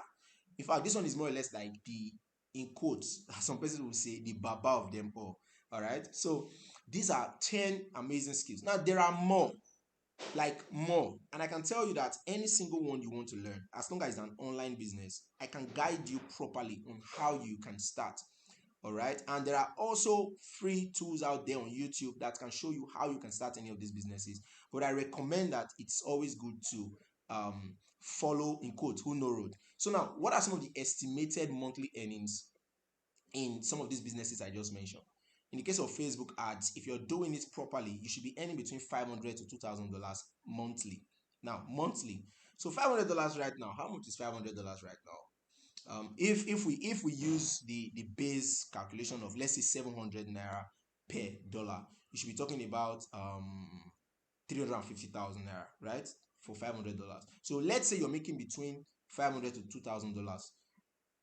What happens is that you're making between 350K to, like, I don't know, 1.4 million or so. Yeah, I think so. Yeah, about 1.4 M. Yes. So this is what you can make in running Facebook ads, Google ads, just doing general ads management. Now, see, take note, this is for people who are serious. I'm not talking about people who sit down and they just say, oh, I'm now a Facebook ads expert. Yes, all right, the money will start coming. No, no, no. Everything I'm talking about has to do with work. Now, it may not be serious work as when you get up in the morning to go to an office, but it still requires work. It requires a certain level of commitment. Okay, now, and commitment can be you're putting 6 hours daily, commitment can be you're putting 3 hours daily, commitment can even be you're putting 1 hour daily. But the most important thing is the consistency that makes it to grow over time. When you start, you may not earn this amount. You may be earning like $100, for a few gigs that you do. But when people begin to know you and you begin to, get results for people, and people begin to realize that you are valuable, don't forget value, what happens is that you have the potential of making more money. So also ghostwriting. Now you can see all this for yourself. Ghostwriting, you can earn between $300 to like $5,000 on a monthly. Affiliate marketing. If I affiliate marketing, I just put $10,000, but really it's far more than that. Okay, but the thing is, I like being realistic so that my audience don't start thinking, are you sure these things are real? Are you sure you're saying the truth? All right, yeah, because a lot of people doubt these things, but it is true. I have students doing some of these businesses, and I can tell you that they are making good money. All right, copywriting, you see, we have $500 to $5,000. Now, this is when you are already good, you have mastered it, you are doing it well. You should be making these amounts on the regular. But if you're just starting, you might make a little less and grow into this amount. Then Amazon KDP. Now, Amazon KDP, I put $100 because I just looked at it. I said, okay, some person might just start thinking, oh, you just start Amazon KDP, you just start making thousands. Yeah, but of course, you can make thousands in your first month, in your first week. Depends on how you implement your business. So you see, Amazon FBA, like I said. Now, please also look at the minimum startup capital. You notice that some of them you have $50, $40, like that. Now, these are just little cash. Some of them is between 20,000 to like 30 something thousand, 40 something thousand that you can start with. And when I say start, I'm talking about getting trained, like learning the business. It's just like you want to start fashion design. You have to go to a fashion school or meet somebody who is into it, and the person tells you, oh, okay, I'm going to train you for 1 year, and this is the amount you're going to pay. That's what I mean by startup capital. All right, for some of them. But in the case of like the Amazon FBA, I put $2,000 there as the minimum startup capital because in the case of Amazon FBA, it's not only the training you need, you also need capital to actually buy products from suppliers and send to Amazon. The same thing with e-commerce. You have to be able to put together some funds to be able to buy some items. But the rest that you're seeing are just for trainings. Most of these ones, once you are trained, you don't need to spend more money doing anything. You can just start these businesses and start making money. Now, what are some of the businesses, that's the online businesses that I do, that have made me 8 figures? And when I say 8 figures, you should be doing your calculation right now. that have made me 8 figures. Now, 7 figures is from 1 million naira to 9,999,000, whatever. Then 8 figures is from 10 million naira and above. Okay, so what are some of the businesses, the online businesses that have made me this much? Okay, now one of them is Amazon KDP. Now, this is not the first one, this is not the one I started with, but I just had to explain it first. All right, now simply I'm going to rush through because of time. Now, simply, Amazon KDP is about self-publishing books on Amazon, which of course you don't need to know at the beginning. You just need to be willing to learn how it works. So don't make any assumptions. Just know that okay, if I want to do this business, then I need to understand how it works. Okay, then self-published books, ebooks, paperbacks, hardcovers. I would have taken you through my Amazon account to show you how some of all these books look, but I think I have something in front that shows you how some of my books look on Amazon. All right. So on Amazon, you can leverage on the Amazon's massive customer base because Amazon has millions of visitors on a daily basis from all around the world that can see your books. Because some people will ask, if I create these books, how are people going to buy? They're going to buy because Amazon has a lot of people coming on Amazon to buy things every single day, especially books. Okay. And guess what? Part of what I teach people and explain to people are the ways that you can actually start on Amazon and you're able to earn properly. Then also you earn royalties. Now, when people read your books, you earn royalties. When people buy your books, you earn royalties. Now, royalties is like the commission you get for every of your book that is either read or sold. All right. And it's a very simple principle that Amazon works on. Publish once, earn forever. All right. A book you published last year. I have books that I published last year. Um, that are still making me sales right now, and they will continue making me sales because those books are called evergreen books. They are always needed by people of all ages, every day. Now, so and Amazon goes like this. There's a simple process that with which it works. All right.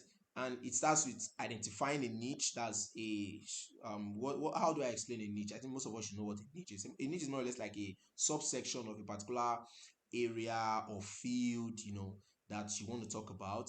Okay, so when just for example now, broadly, when you're talking about health, inside health, there's children's health, there's health for the elderly, there's health topics on people with certain kind of diseases, diabetes, blah blah blah, and all that. So those are niches. Those smaller areas you now go into are the niches inside those health areas. So step two is to research a topic in the niche, all right? Then create the content for that topic. Now, all these things are taught. Now, when I was looking at Amazon KDP from afar before I started myself, I was thinking, well, really, how does this thing work? I thought about it for a very long time. But when I started, I realized that it's actually easier than I think. Okay. Then also, you now create an amazing book cover for your book. You determine your book size and format your content. All these things are taught in any training that you want to take when it comes to Amazon KDP. You use eye-catching images. You create the different versions of the book: Kindle, paperback, hardcover. Now, all these things you may not understand right now, but if you're willing to learn, you would understand them. Then you upload that book on Amazon. You earn royalties on what is read and what is what purchased. All right. Now, types of books that can be created on Amazon. We have low content books, we have high content books. Examples of low content books are books like notebooks, journals, coloring books, planners, activity books, children's books. Those are low content books because you don't really write them, you just create them. Then you have high content books which you write but still you create because right now I use artificial intelligence to create content for my high content books. All right, so it can be novels, textbooks, self-help book, cookbooks, productivity books, summaries, biographics. The list is practically endless. As long as it is a book, you can create it on Amazon. All right, so let me get your attention. I would like to know those who are still with us. Okay, so if you're still here, you can just drop a message and say I'm here. I'll be wrapping up shortly. All right, great. Thank you very much. Wisdom, Eugene, Princess, Joy, Victor, Ohiwere. All right, thank you, Etinosa. Awesome. Thank you, guys. All right, so these are some of the book samples. These are some books that are created on Amazon. Now, these are not all. All right, these are just few. Now, you see one of them here is a vegan diet cookbook. Now, I'm not a book writer per se, but I created this book on Amazon and it's selling. It's making me money. Now, this is a journal for people who write music. All right, this is a journal for women. This is a journal for people who just want to put things down. This is another one for people who want to talk about how they feel. Pour out their hearts. This is another one for women. Sharing their secrets with their journal. These are just samples of books that you can create on Amazon. Okay. Then, like I said, the Amazon KDP principle is you publish once, then you earn forever. So the question is, why should you consider a business like Amazon KDP? Okay, now it's very simple. You earn money on a monthly basis. Simple. There's no that reason for real. However, it still opens you up to a kind of how should I put it now? It puts you out there, in the world, letting you know that there are people outside Nigeria that love your content. All right. So now this is a royalty notification that I received from Amazon sometime back. Now there are more, but I can't put everything into a single class like this. All right, this was for January. There's another one for February. I was trying to look for the email. I couldn't find it, so I had to just screenshot this. Okay, then this is oh, I think I sent the wrong screenshot here. This is the wrong screenshot. Sorry about that. This was my very first payment on Amazon. There was another one in February that was $560. I think I should have that in my other presentation. All right. So there was another one in December before my first account was closed. That was about $700. Just like that. Okay.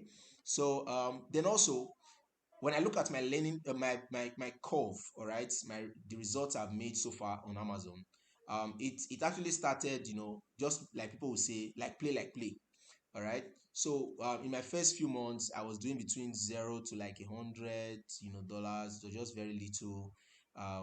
So that was before my first account was banned on Amazon because I violated their terms and conditions unknowingly. All right. But so far, the curve has been growing for about from the first 2 months to about 12 months right now. I've made close to like $6,000. Now you can do your calculation and check how much that is in naira. Now, but as at the time I was doing this particular presentation, this one, I was very close to 6,000, but I've already crossed 6,000. My royalty for March is already heavy. Okay, so um now I still have people, students who are doing this. Okay, now this is just one of my students, this guy on the left here, Sam made about $200 in his first 2 months. All right, writing books on Amazon. And guess what, I think Sam just had like 9 books or so on Amazon, and he made his amount. At first he thought he had made only $100, but when he checked again, I told him to check because I saw that he wasn't using the date parameter properly. Then he saw 196.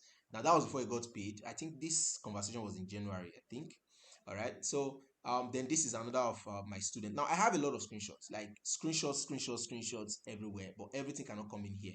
Now this guy also had his account banned somehow. He was creating summaries and wasn't following the rules on Amazon.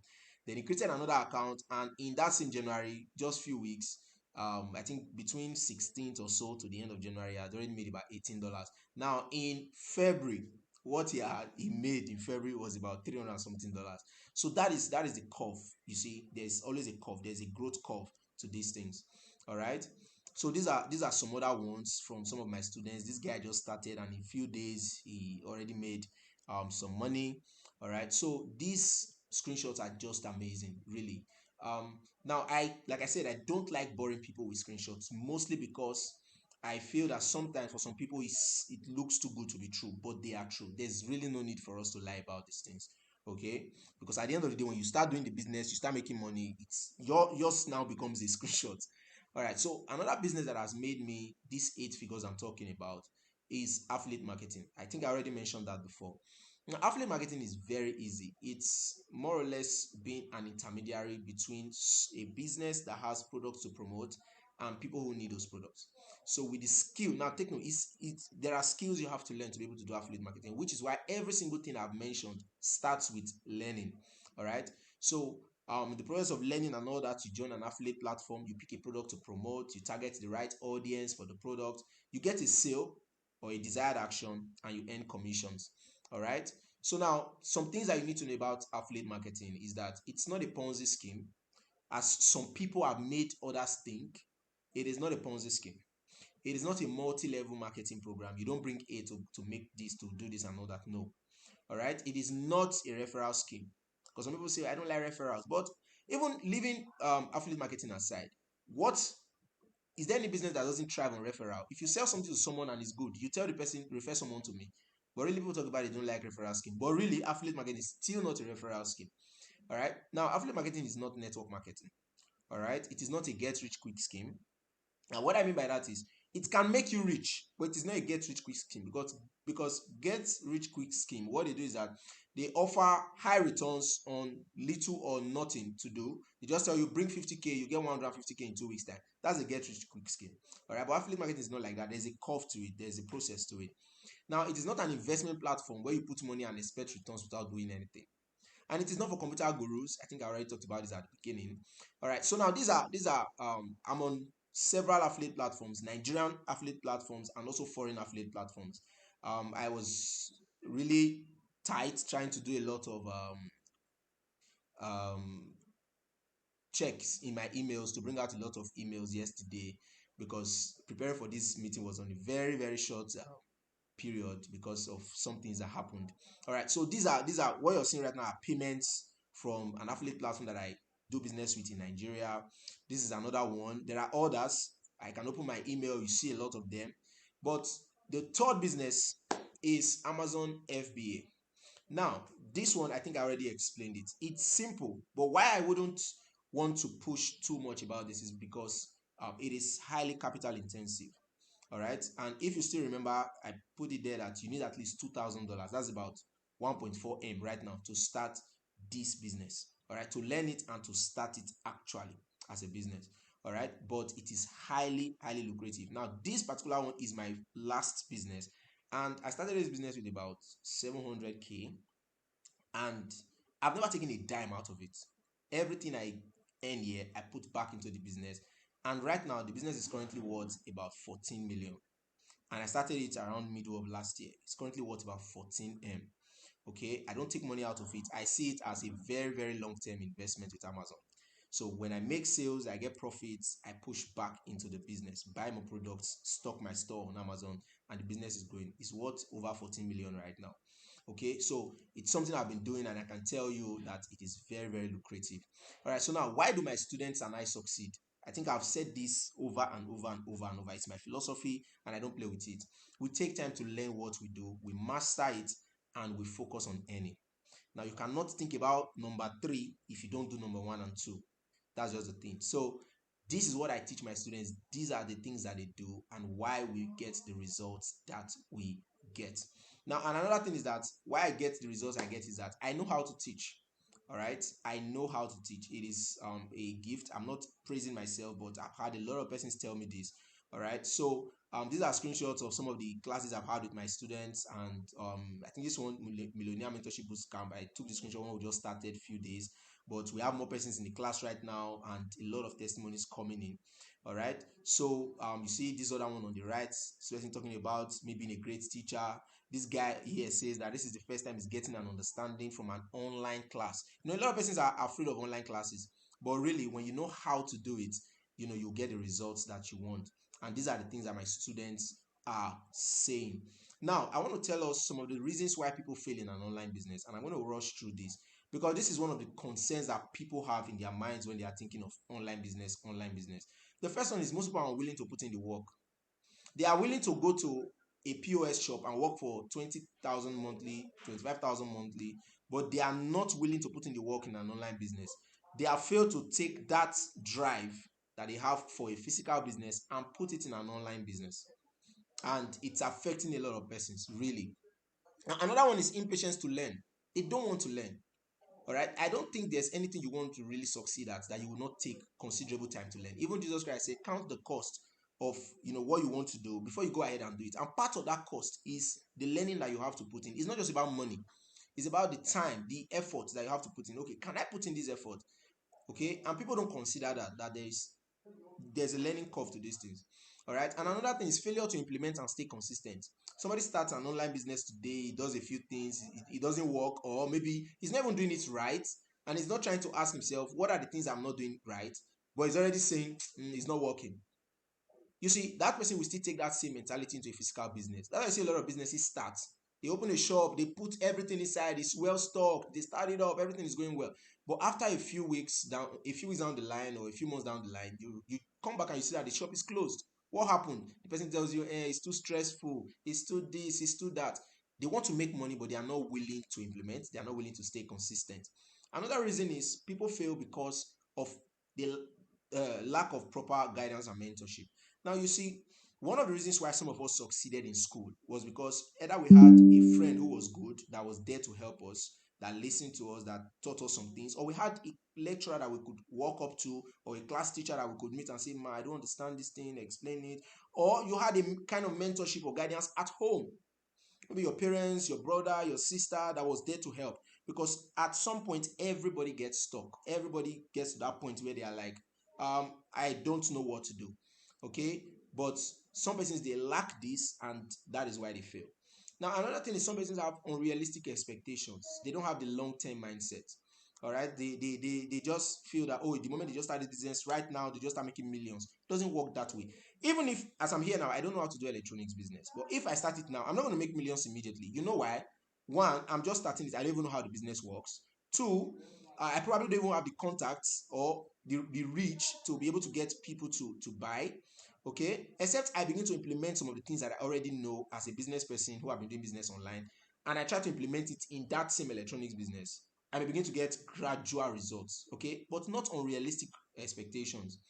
Then another one is what we call mental masturbation and the shiny object syndrome. And what is mental masturbation? It's simply when, oh, you tell yourself, oh, I want to do this, I want to do this. You put it on social media, you say, yes, I'm doing this, I'm doing this, I'm doing this. You get all hyped, you get all motivated, because most people, they depend on motivation to get the results that they want. But really, it's not supposed to be. So mental masturbation and the shiny object syndrome is you want to do everything. This one comes out today, you want to do it. This one comes out today, you want to do it. This one comes out today, you want to do it. You are not focused on one thing, or at least, or sorry, at most two things. You are just trying to do everything. My um curve is, you pick one, you learn, you master, you begin to earn. When you see that it's sustainable, you pick another. All right, you add. You don't leave that, you add. All right, that's how I work on my four income stream principle that I shared earlier. Okay, then another thing is treating the business as a hobby. Now they start doing an online business, instead of them to put in that discipline. All right, they just treat it as, anytime I want to do it, I just take my phone, just take my laptop. They are not serious about it. Another thing is not reinvesting into themselves and into the business. So you're already making money from an online business. Let's say your first 1 month, you've already made 50K. That 50K, you've already taken the whole money. You've gone out to a fast food, or you went to change your phone, or you just want to buy clothes. You want to let people know that you're already making money. You're not reinvesting into yourself, learning more, maybe buying books or getting more trainings. Currently, I've paid for at least 6 different affiliate marketing trainings since I started. Some of them cost me over $300, some about $100, some, I think one of them was about $450. And this is serious money that I've spent on all these things. Why? Because I know what I want to gain from it. Okay, so another thing is getting off on little wins without the big picture in mind.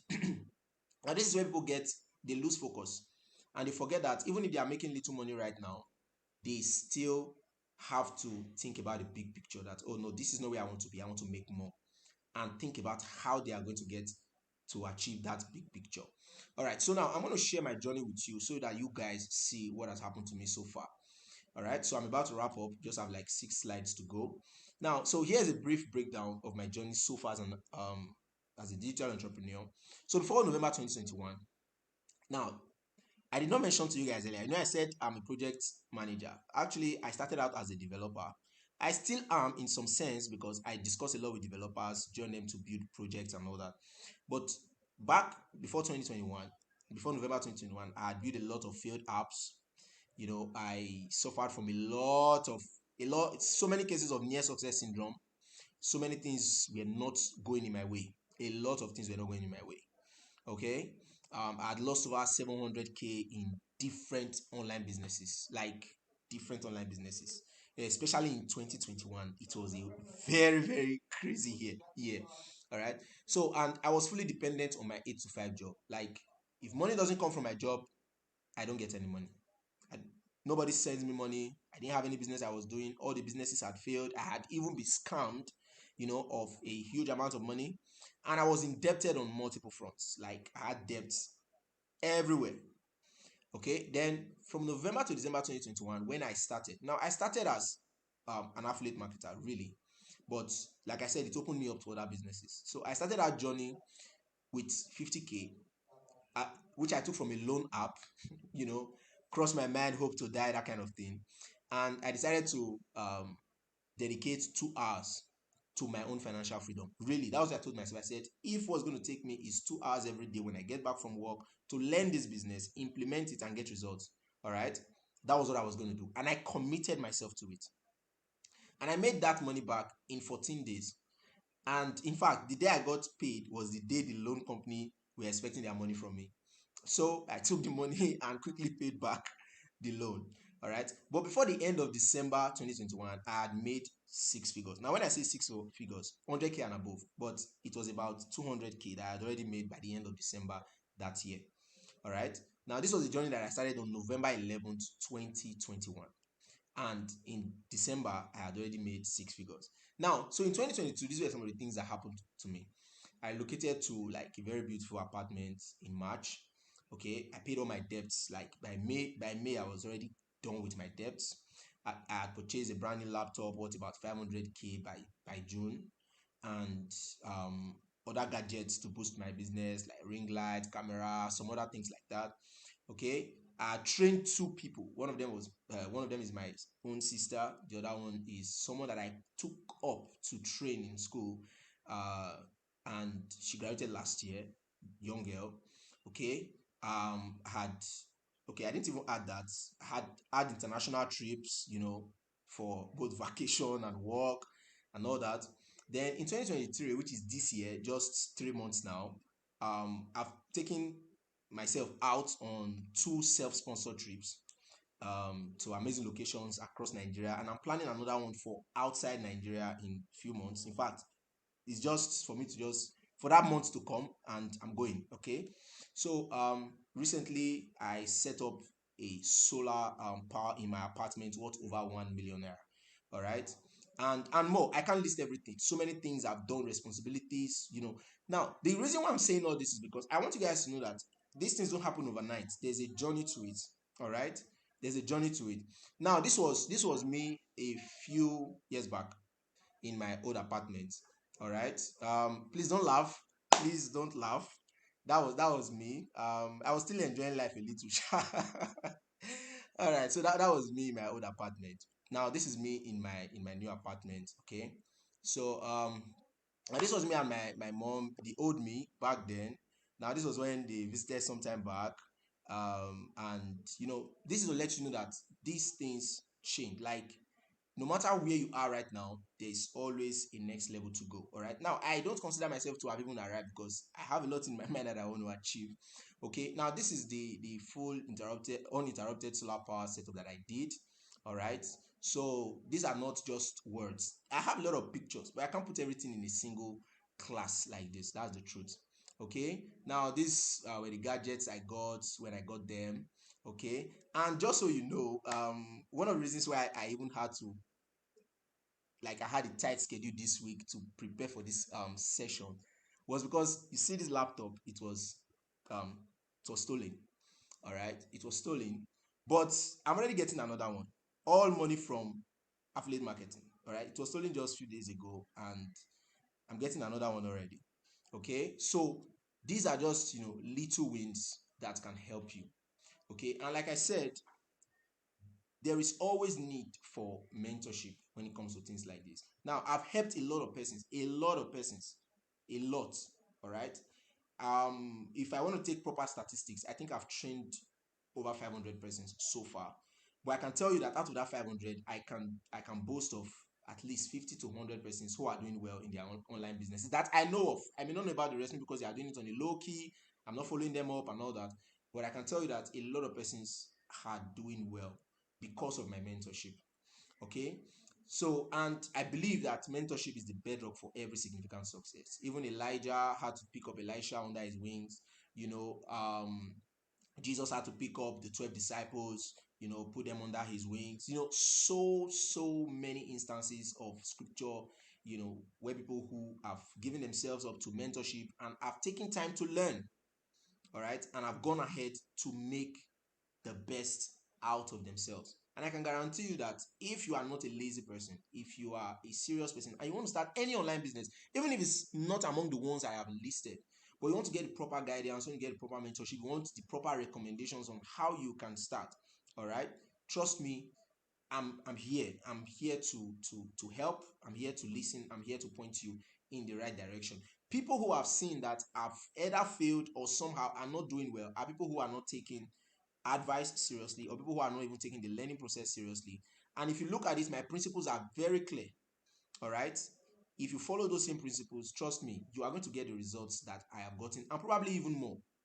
Okay, I have a student right now. I'm going to wrap up with this. I have a student right now. In fact, right now I call him boss, because when he started, he was all over me, asking questions, disturbing my life. That kind of, always asking questions and asking me, how do I do this? How do I achieve this? What is this? What is that? And all that. You know, but this young man right now, he has even created his own training programs where he's making a lot of money from. Okay, he has taught a lot of people, and sometimes I ask him, I said, are you sure, I taught you all these things? He says, sir, you are the one that taught me and all that. you know um he's really doing well, and I have many of them like that who are also doing well. So I'm going to wrap up here and give an opportunity to some of us who have questions to ask questions, okay? And I would be more than willing to answer your questions. And for those of us who are ready to maybe kick off um, your journey in any of all these businesses I've mentioned, you can reach out to me on any of all these platforms. My email is there, my Twitter account is there. Now you can go on my Twitter account and see most of my posts and all that. You can also check me out on WhatsApp. All right, you can do that, and I can tell you that if you decide to get on my 90-day challenge right now to 1 million, because that's how I take my students. I give them a challenge for 90 days to focus on making 1 million naira for the next 12 months. So that first 90 days is preparation, then to get your 1 million for the next 12 months is the goal. Now you can actually make more than that, but that's the benchmark that I give them, because I don't think any of my students should be less than a millionaire in 12 months of doing any online business that they start with me. All right, so I'm going to stop sharing my screen temporarily and allow us to ask questions, and you know just express yourself, talk to me, let us have a tete-a-tete and rub minds together. So thank you guys very much for joining me on this call today. And I don't know if Pastor Madonna is still here. I would hand over to you so that you can moderate the Q&A. Wow, wow, wow, wow. This is much more than I bargained for. Thank you so much, sir. In fact, I've just been so blown away. The step by step, the transparency, the wealth of knowledge. In fact, this was just for me personally, and I believe everyone here also received like you know extra value.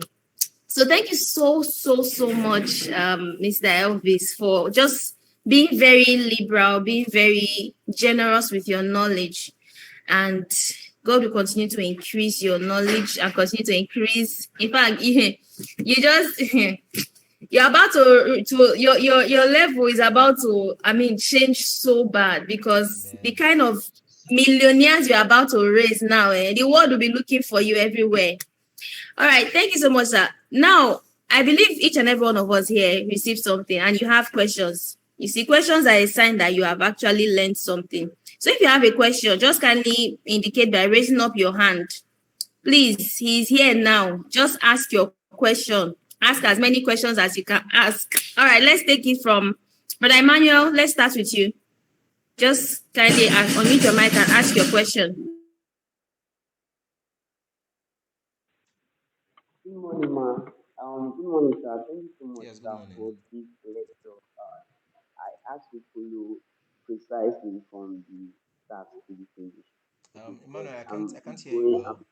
It's very low.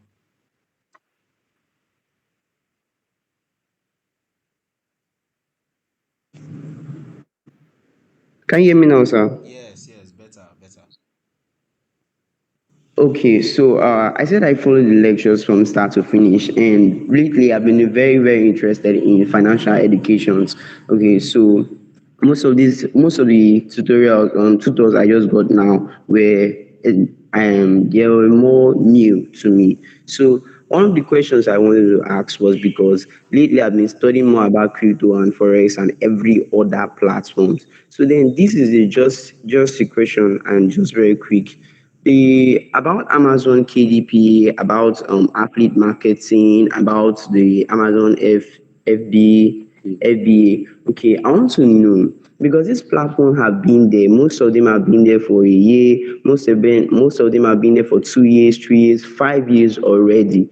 But there is a statistics with all most platforms, a lot of platforms. Okay, let me use Bitcoin and Ethereum as an example. When Bitcoin became a trending cryptocurrency, it was doing so well, and everyone invested in Bitcoin, everyone invested in Ethereum. But all of a sudden, there was a crash in the market, right? So lately, I've been actually studying what causes these crashes in platforms. All of a sudden, something is up, and before you know, it just crashes. It's most of these platforms were because of a lot of people came into the market. All right, so we have a lot of platforms like that. That whenever a lot of people come into the market, the platform just suddenly crashes. We have there's some of these online platforms where they say if you read posts and view posts and share posts, you get ten naira just like that. Or if you refer, you get 1,000. We have a lot of all these marketing platforms. All of a sudden, they just crash. We have H2O, we have so many of them. All of a sudden, they just crash. So what I'm asking is Amazon KDP and affiliate marketing, what is the like chances that they are going to last as long as we want it to? Because based on my research, a lot of all these platforms don't last. There's always a point when too much people are now coming. It's as though it's like a balloon. You're pumping too much air into the balloon, Yes, and yes. so all of a sudden the balloon just bursts. So will have a lot of people coming into this particular platform. So what is the guarantee that the more people come in, the lesser is going to crash? I don't know if I'm very clear. You are very clear. You are very, very clear. In fact, I was expecting someone to ask a question like this today. Okay, now let me say this. This what your question is actually the reason why I talked about the kind of businesses to avoid. Now, if you take note, most of the businesses that I have mentioned are businesses that requires you to go through a kind of process. But let us leave process aside. Now, affiliate marketing is based on buying and selling. There has to be a product or a service to provide. So, as long as businesses have products to give out or services to render, there will be people who will be willing to say, "Oh, let us be your intermediary. Let us help you reach out to these customers." When we reach out to these customers, we promote your products. When these customers carry out the desired action that you are looking for, then we make money as the intermediary. Now, affiliate marketing has been in existence for as long as business has been in existence because affiliate marketing thrives on businesses' existence. Now, when I say business existence, I'm talking about now, if you go to the market, let's say you go to Alaba International Market and you want to buy something, and somebody comes to meet you, "Oh, please come and buy electronics, come and buy jeans, come and buy shirts, come and buy shoes." That person doesn't own the shop in most cases. They just meet you on the road and they tell you, "Oh, come and buy this." So when you follow them to the shop, what happens is that you end up buying, and when you leave, that person gets a commission. All right. So even if that business that he just sold for that day, somehow for some reason, maybe the owner died, he already has the skill as an affiliate in quotes. All right. Now, I'm using that as an illustration for affiliate marketing now. He already has that skill. He can go on to another business and help somebody else to sell. For example, there are thousands, hundreds of thousands of businesses online that are looking for affiliates to help them promote their businesses. So you should stop thinking about it as a platform and start thinking about it as a business model. So when you think about it as a business model, for example, now I am an affiliate on Konga, I'm an affiliate on Jumia, I'm an affiliate on Amazon. All right. Now, I just did not mention so many affiliate platforms so that people don't get confused. Now, I'm an affiliate with Namecheap. For those of you that are into web development and all that, you know Namecheap. I'm an affiliate with Fiverr. Fiverr is a place where people go and get job done and all that. I'm an affiliate there. Now, I have a strategy for helping these businesses promote their products. And when I do, I get commissions from them. You get, if Fiverr stops working tomorrow, for example, for some reason, maybe they have an issue, the business goes down, they're not working, I can continue my affiliate marketing with Amazon. I can even get another business that is looking for affiliates and continue. So as long as businesses exist, not a business, as long as businesses exist, in the case of affiliate marketing, it will continue because these businesses will want to spend less. Because what you are doing as an affiliate for these businesses is that you are helping them cut down cost of marketing. So instead of them spending money on marketing and all that, you do the marketing for them. You use your affiliate link to help them make sales, get clients and all that, then you make money. You get. So, but for some other businesses that you see that, oh, people come in today and tomorrow it crashes. Now, okay, let's talk about Amazon KDP. In the case of Amazon KDP, let me tell you why it will not crash. People will always be in need of written content. All right. Now, taking because KDP is the publishing aspect of Amazon. Amazon itself is an e-commerce business. All right. So, and Amazon is worth billions, hundreds of billions of dollars.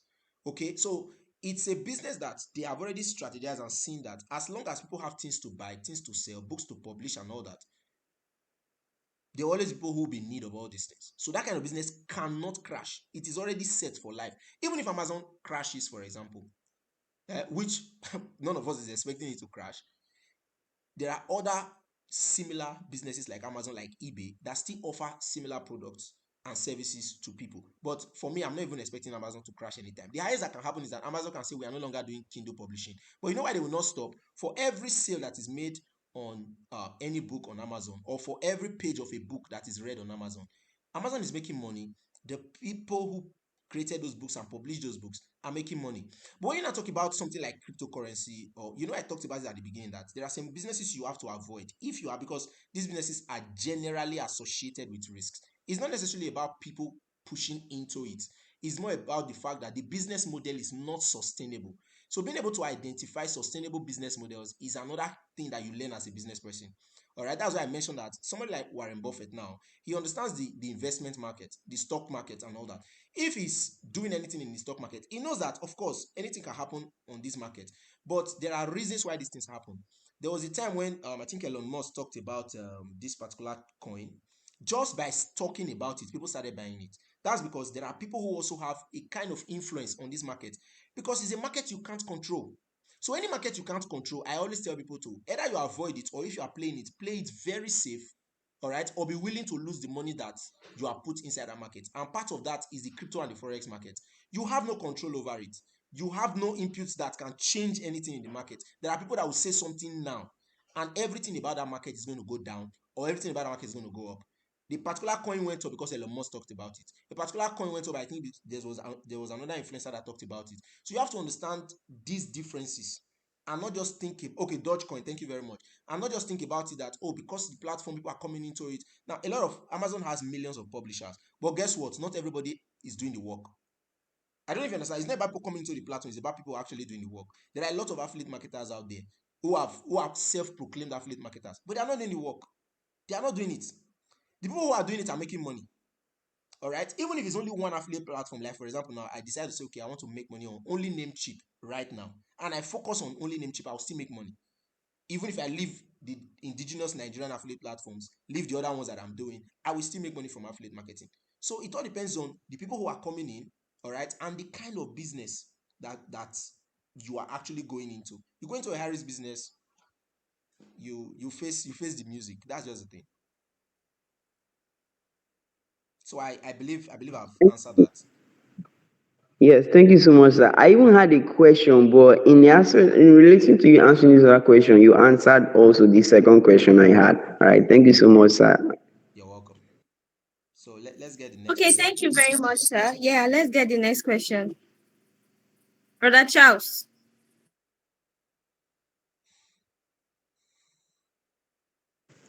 Okay, thank you very much for the opportunity. Good morning, sir.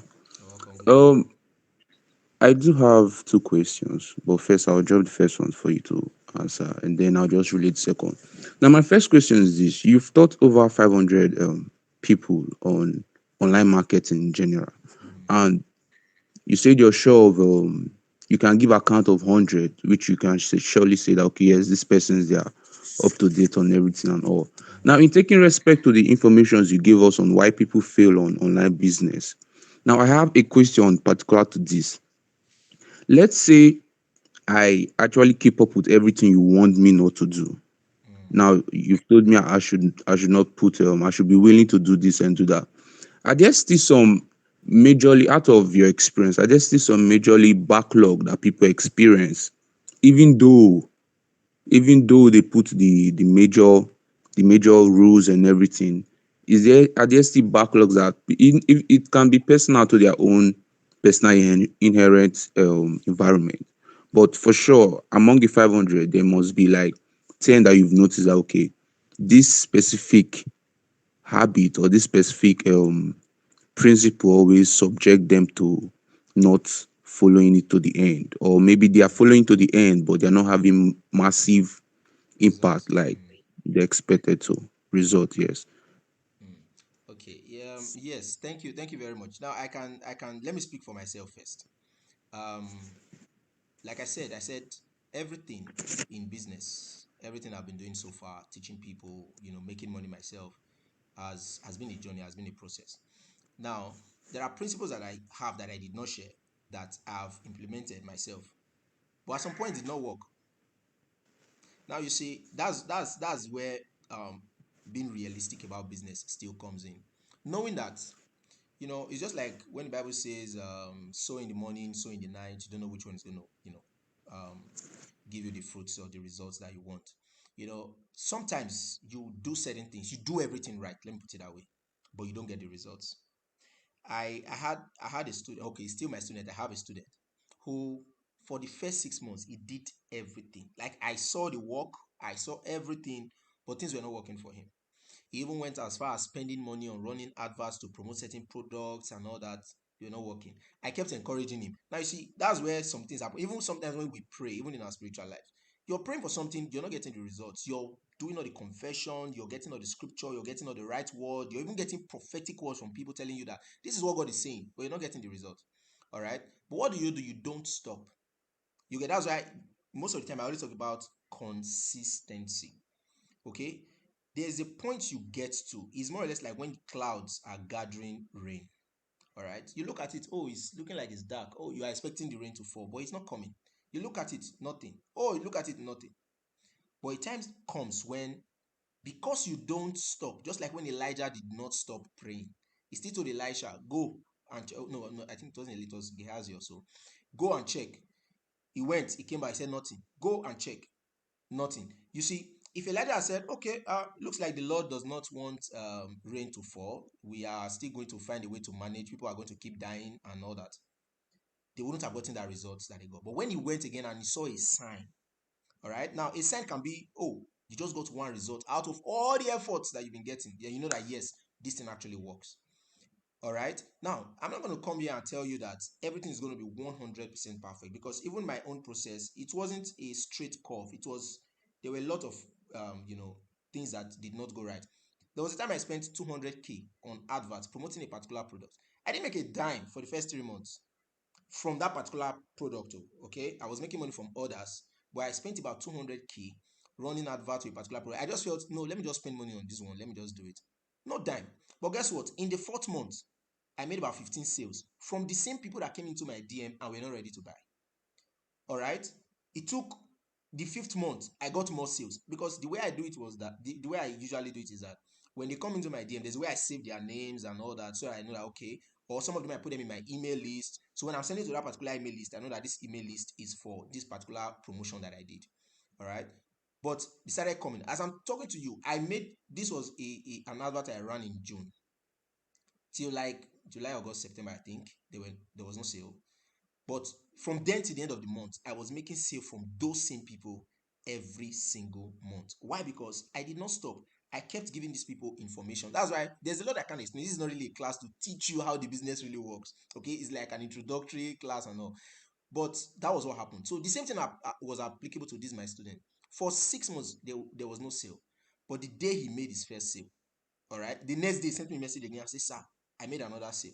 That week it was sales, sales, sales, sales, sales coming in. I was like, wow, man, you're killing it. In a week, this guy had made about 300,000 in a week. This was somebody that did not make a dime in 6 months. You understand? So it's these things happen differently for different people. Okay, there might be some, maybe something you've not like hit, or maybe you just have to keep being consistent, or one reason or the other. We really can't explain everything in life. That's the truth. All right, so yes, I agree with you. There will be some who have done their best, but somehow they are not getting the results, or maybe there are some who probably they have not really understood the secrets to really getting the success that they want. You get, just like for example, I'm holding this class, my approach is different. Somebody else might come and hold this class and you'll be like, come on, what exactly is this person talking about? You get, so sometimes it can be maybe how the person has grown also in the business. There are a lot of factors to really consider. Okay, thank you very much, sir. Then the second question is this. Now, you being my mentor, naturally, on my first stage, you are my information booth and everything. It's just like the way you mentioned how you go for so many affiliating Mm, business um, programs and the rest. Now, what apart from the social media, because there are some affiliating class that don't just pop up there, this know your email, they don't just pop it up on social media. What's your mm, best information on give or on gathering information? Like, how would you know such? Like, there are some companies, even though you want to do something with them, getting mm, access to them, first of all, is an issue mm. because they don't have all those Twitter handling or where you message their email and the rest. What is Mm-hmm. like your second usage for information gathering? And Okay. what's the best advice you can give to record keeping on an online business? Okay. Okay. Can you explain that record keeping? When you say record When I keeping, mean what do you mean? record keeping is like yeah, some persons are good at their secretary and treasury management and Mm, everything. mm, But I mean like a successful, like the way you do your chart, the way you mm. do your chart in the 6 month space. What is the best advice for record keeping? Like knowing your growth length. Okay, okay, okay. All right. So let me answer the first one. Being able to access some of all these affiliate platforms without knowing their social media handles, or being able to get direct access to them. Now the thing is, a company that really wants affiliates will put it on their website, and usually it's at the bottom. That's the footer part of um, the website. And some of them, you see them, you say some of them will call it affiliate program. Some of them will say partner with us. Some of them will say join our team of affiliate marketers.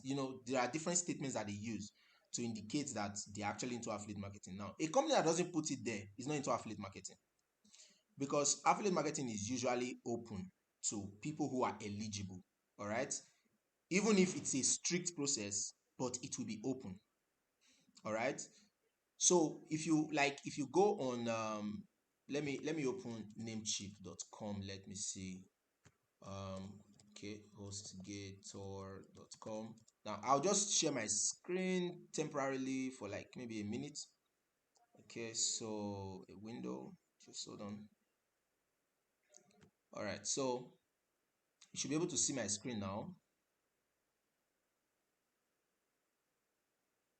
Okay, now if I scroll down at the bottom of this Namecheap website, now let me see.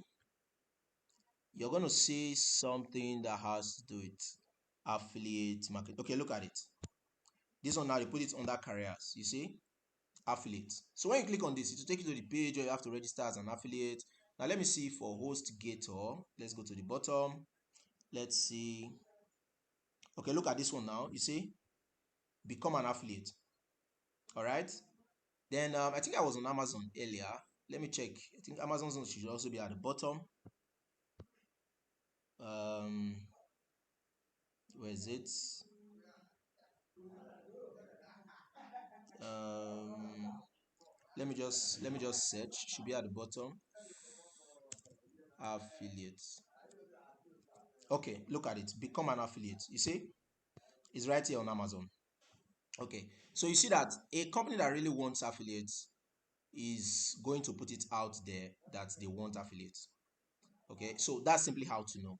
Then talking about record keeping, um, really for me, what I do or what I actually started with was I was using Excel to like okay record transactions, and I had to take time to learn Excel. You see that some of these things opens you up to other knowledge. So I had to take up time to learn Excel and understand how Excel works. But when it comes to tracking maybe some actions that I am doing, I use simple project management tools that I use for my normal project management, like ClickUp, Monday.com, and all that. So if I want to do something at a particular point in time, I just go there, create it as a card on the board, put it on that board, and access it or check it and track it, maybe put a timeline and expected delivery date and all. But when it comes to financials, really, I use Excel. Okay, I don't use any other thing. For myself, I use Excel. But some people don't like using Excel. Some people just feel it looks too professional. But I'm already used to that professional direction of doing things. So that's why I use it. But if you need other recommendations, maybe I can check and maybe send to you. But for me, I use Excel because it's to me it's just easy. Put what you need. You can create charts, create whatever it is you want from all those metrics, and get the results that you want and know how you are doing your business. So, except if I don't understand your question, but if I understand correctly, I think that's what I do. Thank you very much, sir. It was really helpful. All right, you're welcome. All right, thank you very much, sir. All right, we're going to take just a few questions extra. I would like us to make our questions really brief so that we can end this session latest by 10 a.m. Okay. Okay. I'd like the next person. I think I see Matthew. I can see Matthew. Matthew, who's that person? Good morning, ma. It's me, Treasure, ma. Good morning, ma. Okay, quickly Good ask morning, your sir. question. Okay, thank you, sir. Okay, Okay, my good morning. question is, for instance, you already have a skill, let's say a baking skill. How Mm, can you promote it on as a freelancer? okay. In case of baking, that's a personal business. It's not really a freelancing business, but you can scale up. What you can do in a business like that is if you are limited to a particular location. Maybe you want to bake and send to maybe people in within Lagos. Okay, you can bake different types of cakes, cupcakes, different colors and all that. And you can ask people to help you advertise. Now, one of the quickest way to get customers really is through people you know. So people on your timeline, people on your Facebook, people on your WhatsApp, you DM them, tell them, okay, and first, please, you have to create a good looking flyer or a very short, good looking video. All right, something good that is catchy because whether I like it or not, people are into appearances. Okay, so you ask at least maybe 20 persons to help you promote it on your timeline, sorry, on their timeline rather, or on their WhatsApp status or their Facebook story, Instagram story. And when they do, they should maybe help you drop your number there so that those persons that need your services can contact you. Now, it also depends on how you want to set up the business. Do you want to do it in such a way that you'll be baking for people who have events, or you are the type that maybe you bake to do deliveries? Like maybe you have to bake maybe 20 cupcakes, 50 cupcakes, sent to a particular person who needs it. It depends on how you want to structure it. But the first thing is every business needs people to see it. Okay, needs people to see it. Without people seeing your business, it's not going to work. Okay, so you have to create that structure for people to see your business, and the easiest way without spending money is through people you know. For example, now we had about 30 plus persons or 40 something plus persons on this call. If all of them, you have them on your WhatsApp, you can just talk to them. Please let me post this thing every day for the next 7 days or for the next 2 weeks. It won't be difficult. They can just help you post. It can be a 30 seconds video, and they drop it for you on their status or on their Facebook, and you begin to get people who are interested. But if you want to go the route of maybe spending money, you can do an advert, a targeted advert to people who stay in Lagos, because it can be done.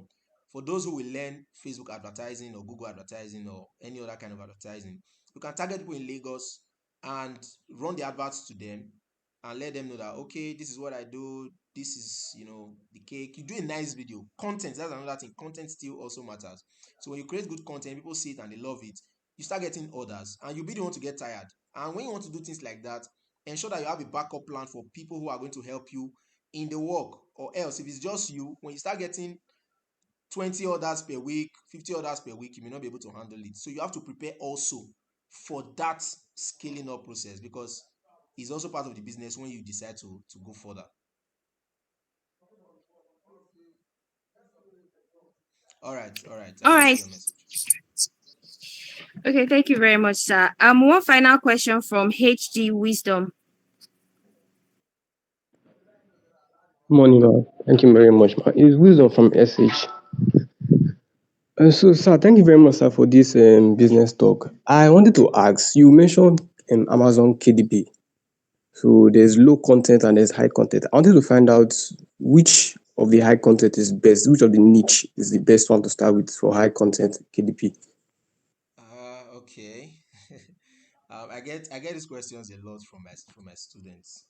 Okay, the thing is, there is actually no best niche on Amazon. Okay, now let me tell you why. Every single niche is needed. However, some niches do better than others for a period of time. A niche that does best at the end of the year may not do best at the beginning of the year or at the middle of the year because of the nature of the niche. Now, let me explain. Now, I have somebody who is creating books on how to use Apple devices, how to use iPhone 14 and all those stuff. Now, this guy creates these books. Guess what? In the next 3 to 4 years, people may not need those books. You know why? Those phones may already be outdated. He will need to consistently create more books in that, in quotes, Apple niche. All right. Now, but there are niches that are more or less evergreen. Now, any niche on health, wellness, maybe weight loss, personal growth, personal discovery, and all that. Those niches are like very, very hot. You know why? People will always need something to help them with their health.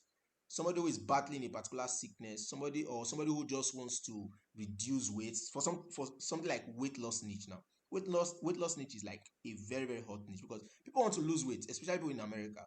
They are getting obese, they are getting fat everywhere, so they want to reduce weight. Some people are battling with diabetes, some people are battling with high blood pressure. So anything that has to do with health, trust me, is a very good niche. Okay, anything that has to do with personal development, personal growth. All right. Now, see, and that health, guess what? That health is like very, very wide. It can be for kids, it can be for adults, it can be for seniors, it can be for young people, teenagers.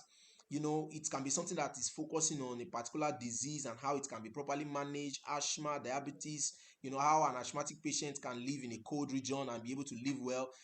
All these things, these are niches. Like health niches is like one of the biggest, when it comes to writing on Amazon. All right. Another one that is like really, really lucrative, but people don't go into it, is tech niche. All right. Just like this guy talking about Apple products and all that. Trust me, he's making a lot of sales, mostly because people are not going into those niche. Now, that's another thing. When the competition is low, if you are into publishing and you use like something like Publisher Rocket and you check the competitive score and you see that the competitive score is low, what it means is that when people come to look for books in that niche, trust me, your book may just be the only book selling, while others don't even have like books in that particular niche. I don't know if you understand. So the lower the competition, the higher the sales. So that's why you don't necessarily have to say, okay, which one is just the best niche. You have to use the right tools, the right extensions, to see keywords, to see categories that are really selling. Okay. Then also something like Publisher Rocket is actually expensive. I think currently about $97 to buy and use. But when you use Publisher Rocket, trust me, a book you publish today can start selling in 2-3 days time. Why? Because in Publisher Rocket, you will see all the metrics.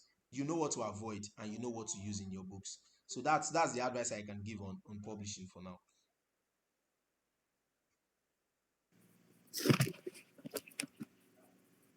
All right, you're Okay. welcome, Okay. Wisdom. Okay, thank you very much, sir. I believe everyone's question has been answered. If you have further questions, you can reach out to Mr. Elvis directly. Mr. Elvis, Yes. thank you so much, sir, for your time this morning. We really, really appreciate. We received so much value. So, like, what's the next step from here? Like, what does it take? Like, talking about mentorship now. Mm, Okay, I'm very sure a lot of persons are interested, in taking the step. And from what you have taught, you said it's easier to have, success when you have a mentor. mm. So, can you tell us how we can go from here? Okay. Um, yes, sir. Okay. Thank you for that. All right. So, I've mentioned a lot of businesses, and I know that most of you still have maybe some questions on some of the businesses that I mentioned, or maybe there is one or two that you already had in mind even before this class, and maybe you would like to discuss further on it, maybe get advice on how to start. All right. So, which is why I'm sharing my contact with you guys.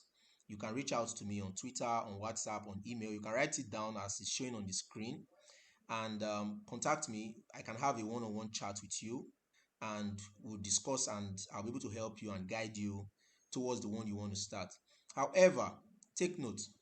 I really like saying this because I like it when people are serious. I don't deal with people who are unserious. Now, reason being that people who are unserious, I think there's a sound. Okay, people who are unserious, they come into your DM with all enthusiasm, but without action in their mind. Now, why I'm saying that is, if you really know you want to do something, you want to make something of yourself within the next 90 days, all right, just come into my DM. If there's one you already have in mind, if it's affiliate marketing, Amazon KDP, ghostwriting, if that person can help us do it. Okay. So if it's Amazon KDP, affiliate marketing, ghostwriting, copywriting, anyone, just come. We'll just have a one-on-one discourse. All right. But if you're already ready to start, maybe or you just need information on how to start any of them, you're already interested, you say, okay, this is the one you want, just come into my DM. I'll tell you how to start. And don't forget, I would repeat, it starts with knowledge, knowing what to do, getting the right kind of knowledge. All right, and I'll be willing to help you, guide you. Now, for some of them, I have courses that I have created. All right, while for some, I have courses that I can recommend to you, but they are not free. All right, but if you need free ones, I can still recommend some free ones, but they may not be as robust as the paid ones. Okay, but if you are just ready to take action, come into my WhatsApp DM, chat me up on Twitter, send me an email. Anyone you send, I get the notifications instantly. All right, and I'll be able to respond to you and discuss further. Okay. And okay, speaking of whether my mentorship is free. All right, now if what you want is just regular consultation, you want me to just mentor you on business generally for like 30 days to 60 days, I have different plans, different packages for that, and I'll be willing to give you my time to mentor you on that. But if it is if you're getting any training program from me or you are getting any recommendations from me, I may not charge you for mentorship. All right, it just depends on what you want and the approach we want to take together. All right, and for some of you, you might be joining my Millionaire Mentorship Bootcamp, which I started up in January, and you'll be seeing what a lot of persons are also doing in that bootcamp. Thank you. Wow, awesome. Thank you so much, sir, for that explanation. And I believe we all heard it. So I think Mr. Elvis has done a lot in depositing a lot of knowledge into us. And I think it will be very wise of each and every one of us to take the next very vital step. All right. This knowledge that has been committed to you, God is a God of faithfulness. The knowledge that you have received now, if you are faithful with it, you will be entrusted with more. So please take the next step. And I would like to bring this meeting to a close by saying thank you so much, Mr. Elvis. In fact, I wish I could Hello?